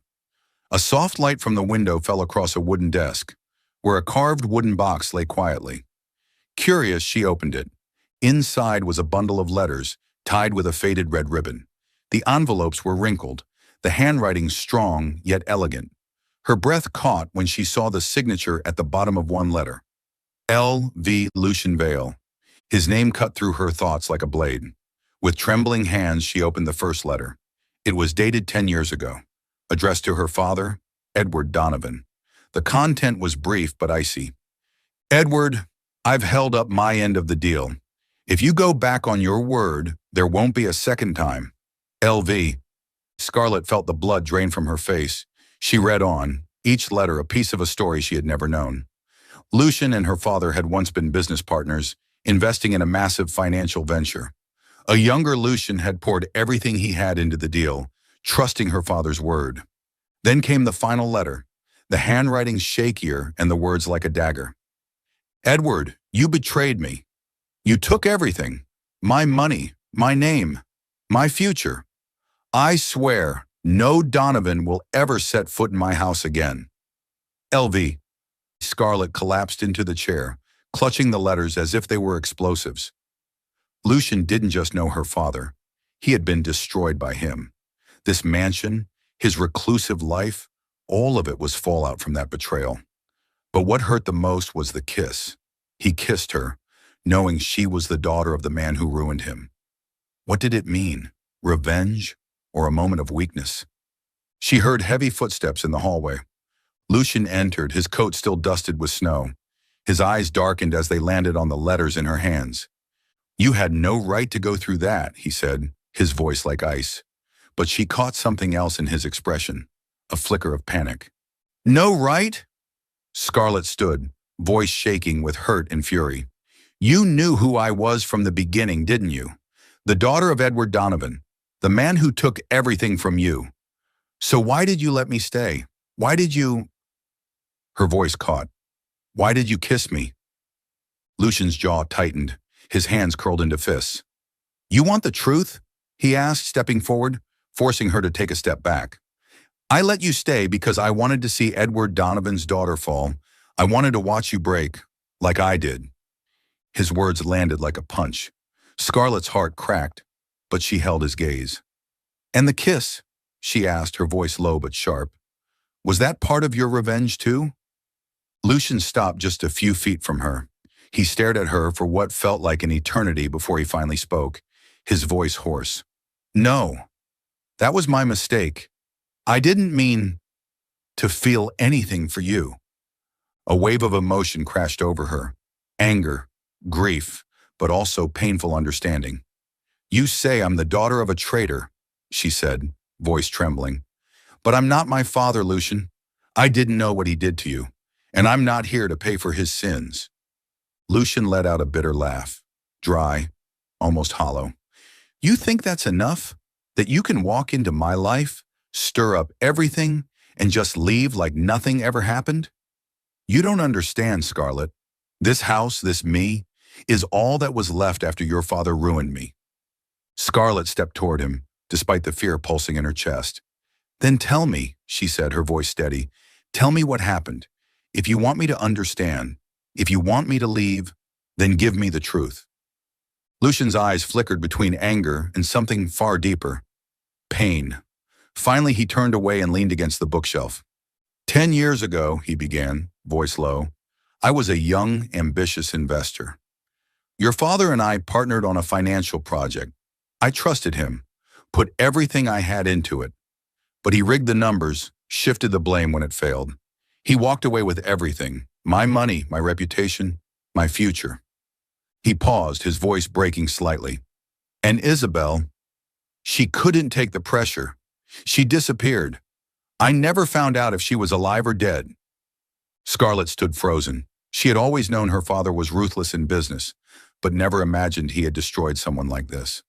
I didn't know, she whispered, tears brimming. I'm sorry, Lucian, but you can't keep blaming me. I'm not him. Lucian turned back, eyes burning.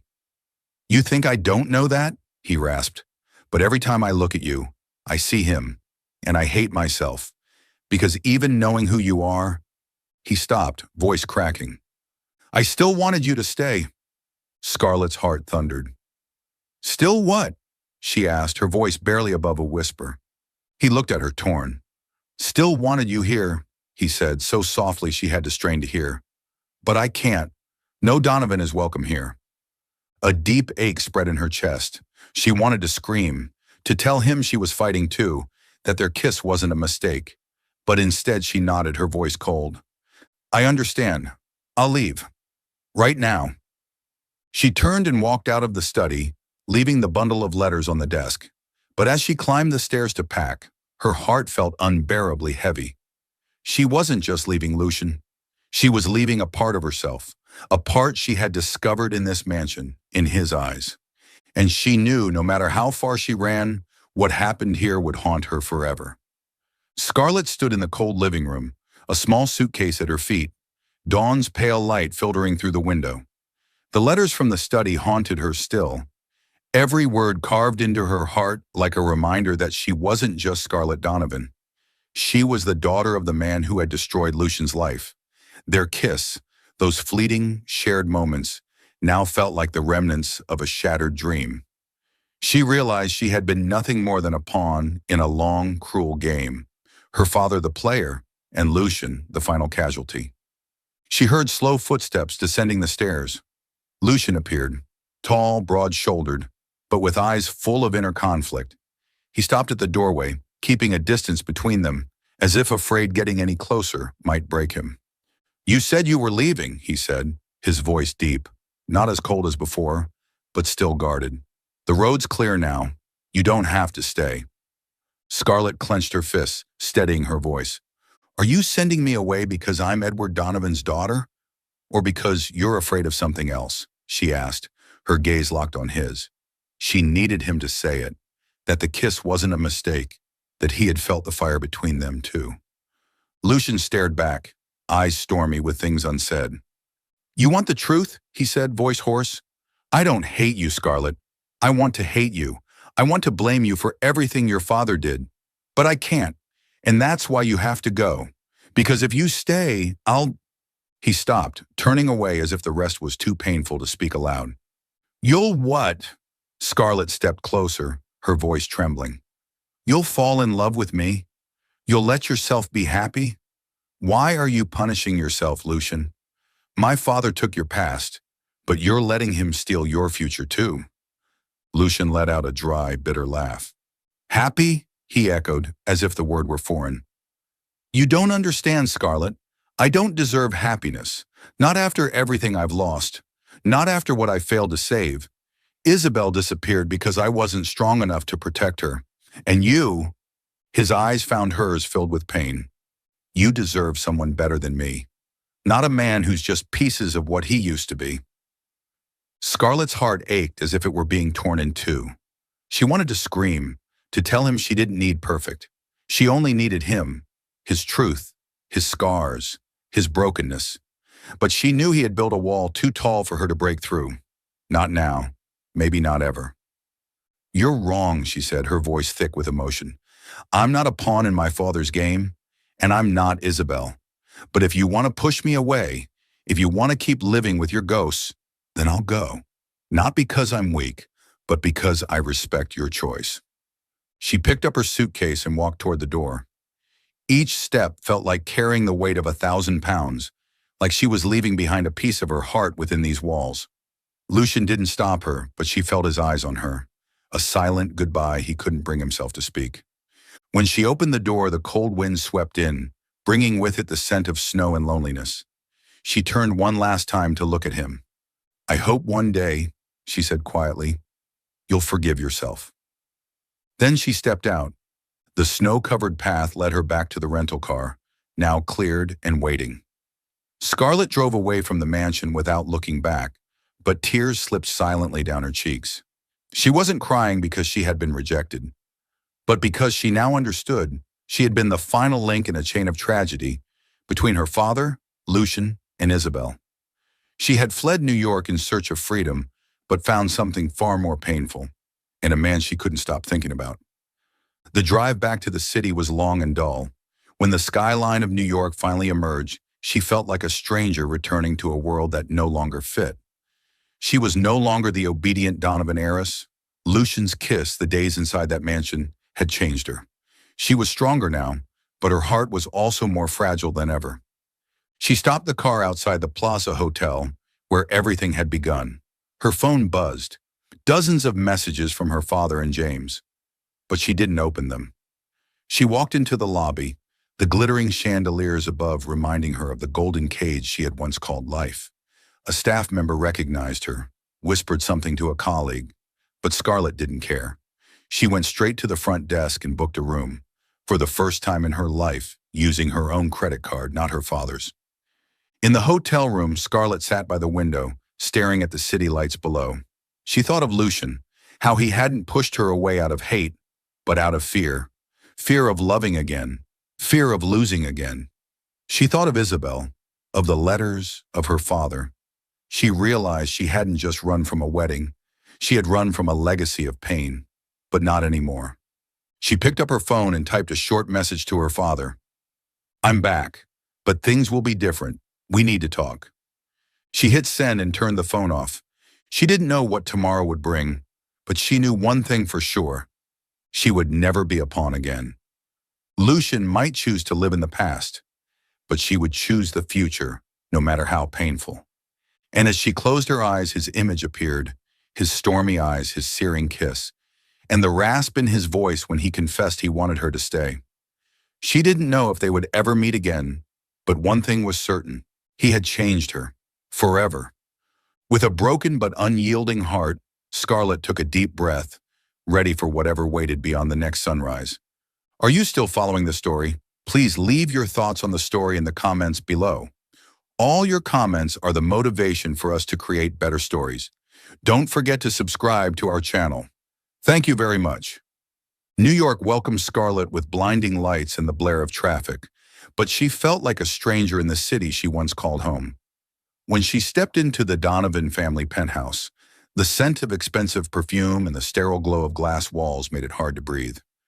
Her father, Edward Donovan, stood in the living room, his gaze sharp as steel. "Where have you been?" he asked, his voice low but heavy with authority. "Do you have any idea how much disgrace you've brought upon this family?" Scarlett stood tall, no longer bowing her head like she once would. "I needed time to think," she said calmly, firmly, "and I've thought it through." She said nothing about Lucian, nothing about the letters or the mansion in Maine, but inside her she carried both the pain and the strength those days had given her.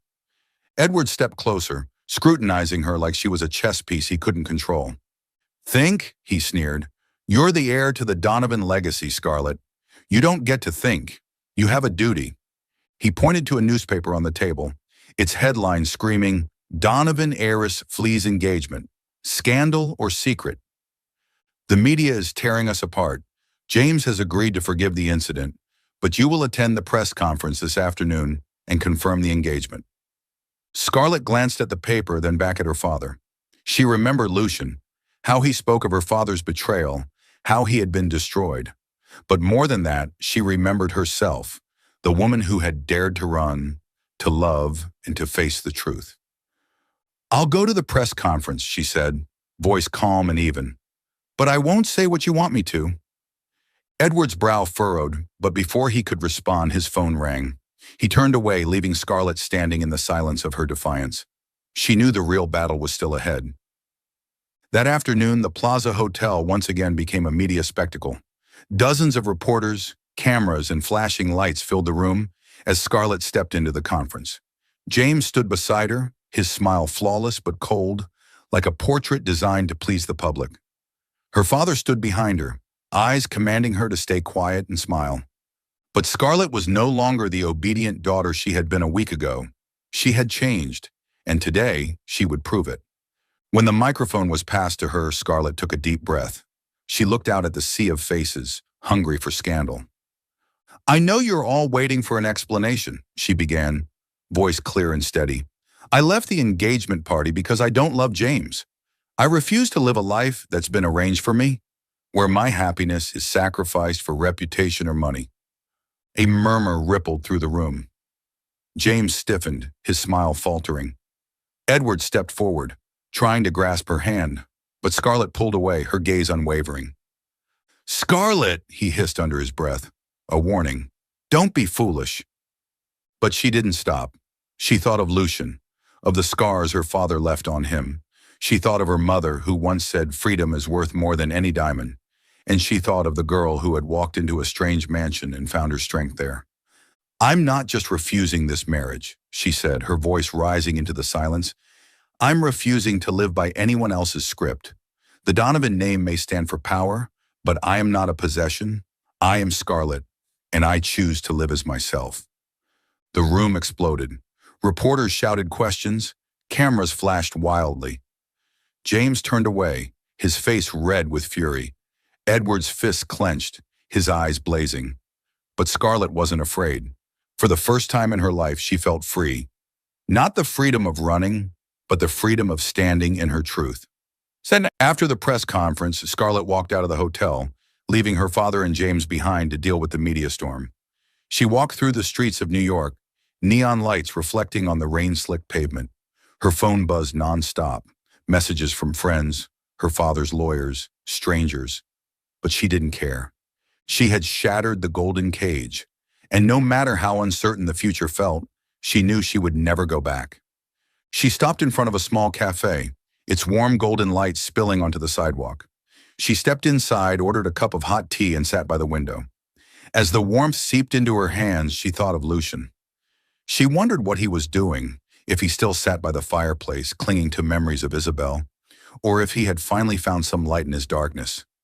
She didn't regret leaving, but she did regret not telling him that she loved him, not for being a hero or a villain, but for simply being Lucian, with all his wounds and quiet strength.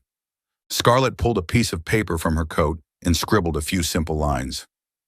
Lucian, I stood up for myself today. I hope one day you'll do the same. Thank you for showing me I'm stronger than I thought. She folded the paper and slipped it into her purse, not to send, but to keep. A reminder, because even if she never saw him again, he had become part of her, not a scar, but a flame that reminded her she could survive any storm. She took a sip of tea, staring out at the crowded street. New York wasn't a prison anymore. It was a door to a future she would write for herself. And though her heart still ached when she thought of Lucian, she smiled because she knew she had chosen right. Not just for today, but for the life ahead. 2 weeks after the explosive press conference, Scarlett Donovan stood in the middle of her new apartment in Brooklyn, a small but warm space that was entirely her own. Unopened boxes lay scattered across the floor, signs of a new life just beginning. She had cut ties with her father, refused every cent from the Donovan estate, and started working at a nonprofit. Humble work, but it made her feel alive. And yet, even with freedom in her hands, her heart remained heavy every time she thought of Lucian Vale. Every night she dreamed of the mansion in Maine, of his deep, haunted eyes, the fierce kiss they shared, and the rasp in his voice when he admitted he wanted her to stay. She wondered where he was now, whether he was still living with Isabel's ghosts, or if he had found some sliver of light. She didn't regret leaving, but she did regret not telling him that she loved him. Not because he had saved her, but because he had helped her see herself. That morning, a small package arrived at her apartment. No return address. Scarlett's heart raced as she opened it and found an old envelope, the handwriting strong and elegant. Lucian. Inside was a letter and a small key engraved with the image of a piano. With trembling hands, she unfolded the letter. Every word cut into her like a sweet, aching blade. Scarlett, by the time you read this, I will have sold the mansion and left Maine. I don't know where I'm going, only that I can't stay in that place anymore, where every corner reminds me of Isabel, and now of you. I'm not writing to ask for forgiveness. I'm writing to say the things I didn't have the courage to say when you were still here. I was wrong to push you away. I said it was because you were Edward Donovan's daughter, but the truth is, I was afraid. Afraid that if I let myself love you, I'd lose you, like I lost Isabel. You were right. I live among ghosts, and I've let them drag me down. But you, Scarlett, you were the light I never expected. You made me want to live again, if only for a few fleeting moments. That kiss wasn't a mistake. It was the realest thing I've felt since Isabel disappeared. I love you, Scarlett, but I don't deserve you. You are fire, and I am ash. I let you go because I wanted you to have the life you deserve, a life I didn't think I could give you. This key belongs to the piano. I left it behind with the new owners, but I wanted you to have the key as a reminder that music in your heart can open doors I never dared to touch. Thank you for walking into my life, even if it was only during a storm. Lucian. Scarlett clutched the letter to her chest, tears falling silently. The pain was sharp, but so was the release. He loved her. She had suspected but never dared to fully believe it. And now he was gone, leaving her with a key and words that felt like a quiet, final goodbye.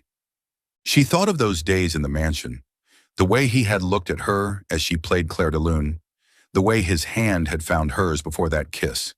He wasn't Ash. He was a man with a broken heart, but one still strong enough to love, even if he didn't believe he was worthy. She rose to her feet, wiped her tears, and held the small key in her hand. It was tiny, but it held weight. Lucian may have believed he didn't deserve her, but she didn't believe that. She had fled New York to find freedom, and now she would run toward him, not to save him, but to show him that both of them were worthy of love. She called a friend in real estate, asking for help tracking the sale of the mansion in Maine. A few hours later, she had an answer. The estate had been sold. The broker didn't have an exact address, but said Lucian had traveled to a small coastal town not far from Portland, a place called Haven's End. Scarlett didn't hesitate. She packed a small bag, slipped the piano key into her coat pocket, and booked a bus ticket to Maine. This time she wasn't running away.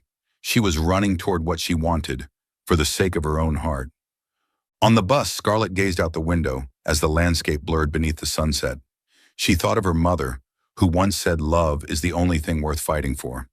She thought of Lucian, how he had turned away from happiness because he feared losing it. She wouldn't let him do that again. She would find him, even if she had to knock on every door in Haven's End. And when she did, she would tell him she loved him, not because he needed to hear it, but because she needed to say it. She held the key tightly, feeling the intricate carvings under her fingers. It wasn't just the key to a piano, it was the key to a door they had both closed, a door to a future where they could heal together. Scarlett smiled, painful but hopeful. She didn't know what waited in Haven's End, but she knew one thing. She wouldn't turn back. Not now. Not ever. She would no longer live a half-life.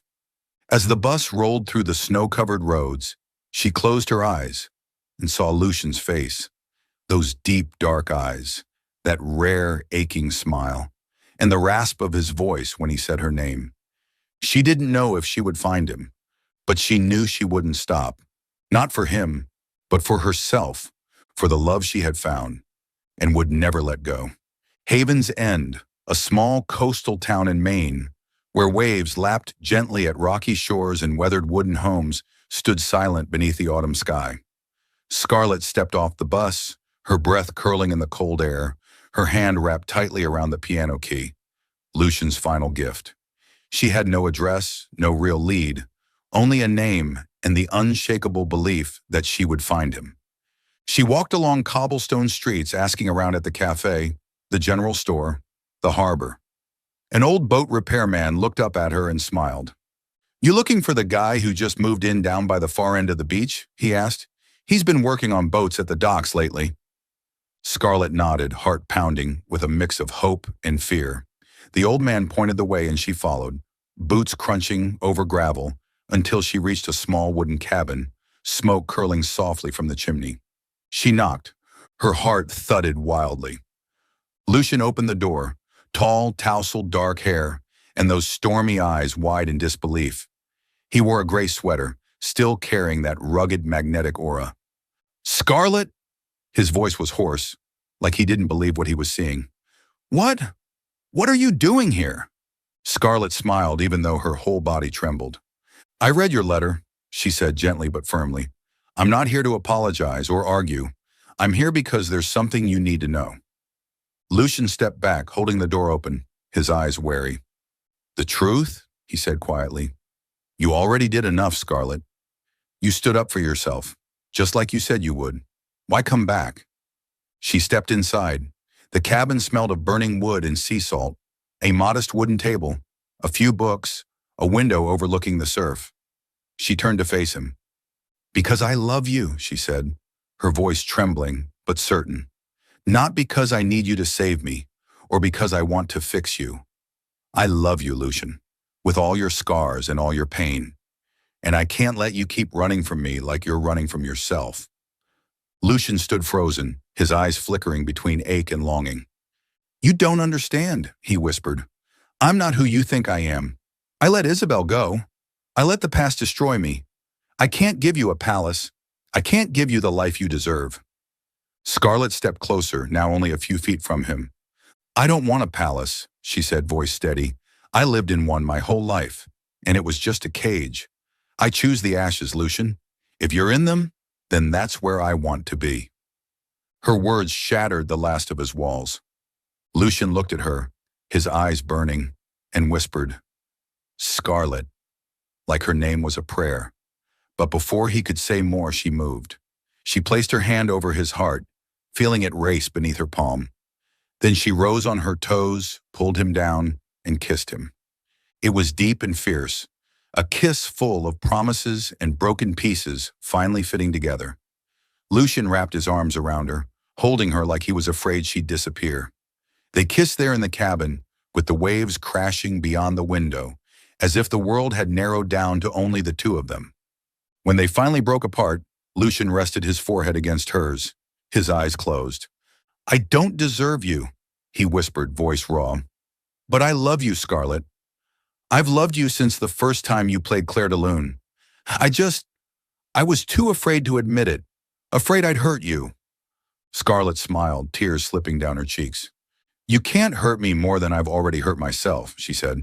But we can heal, together. Not because we're perfect, but because we choose each other. He opened his eyes, looking at her with a tenderness she had never seen in him before. Are you sure, he asked.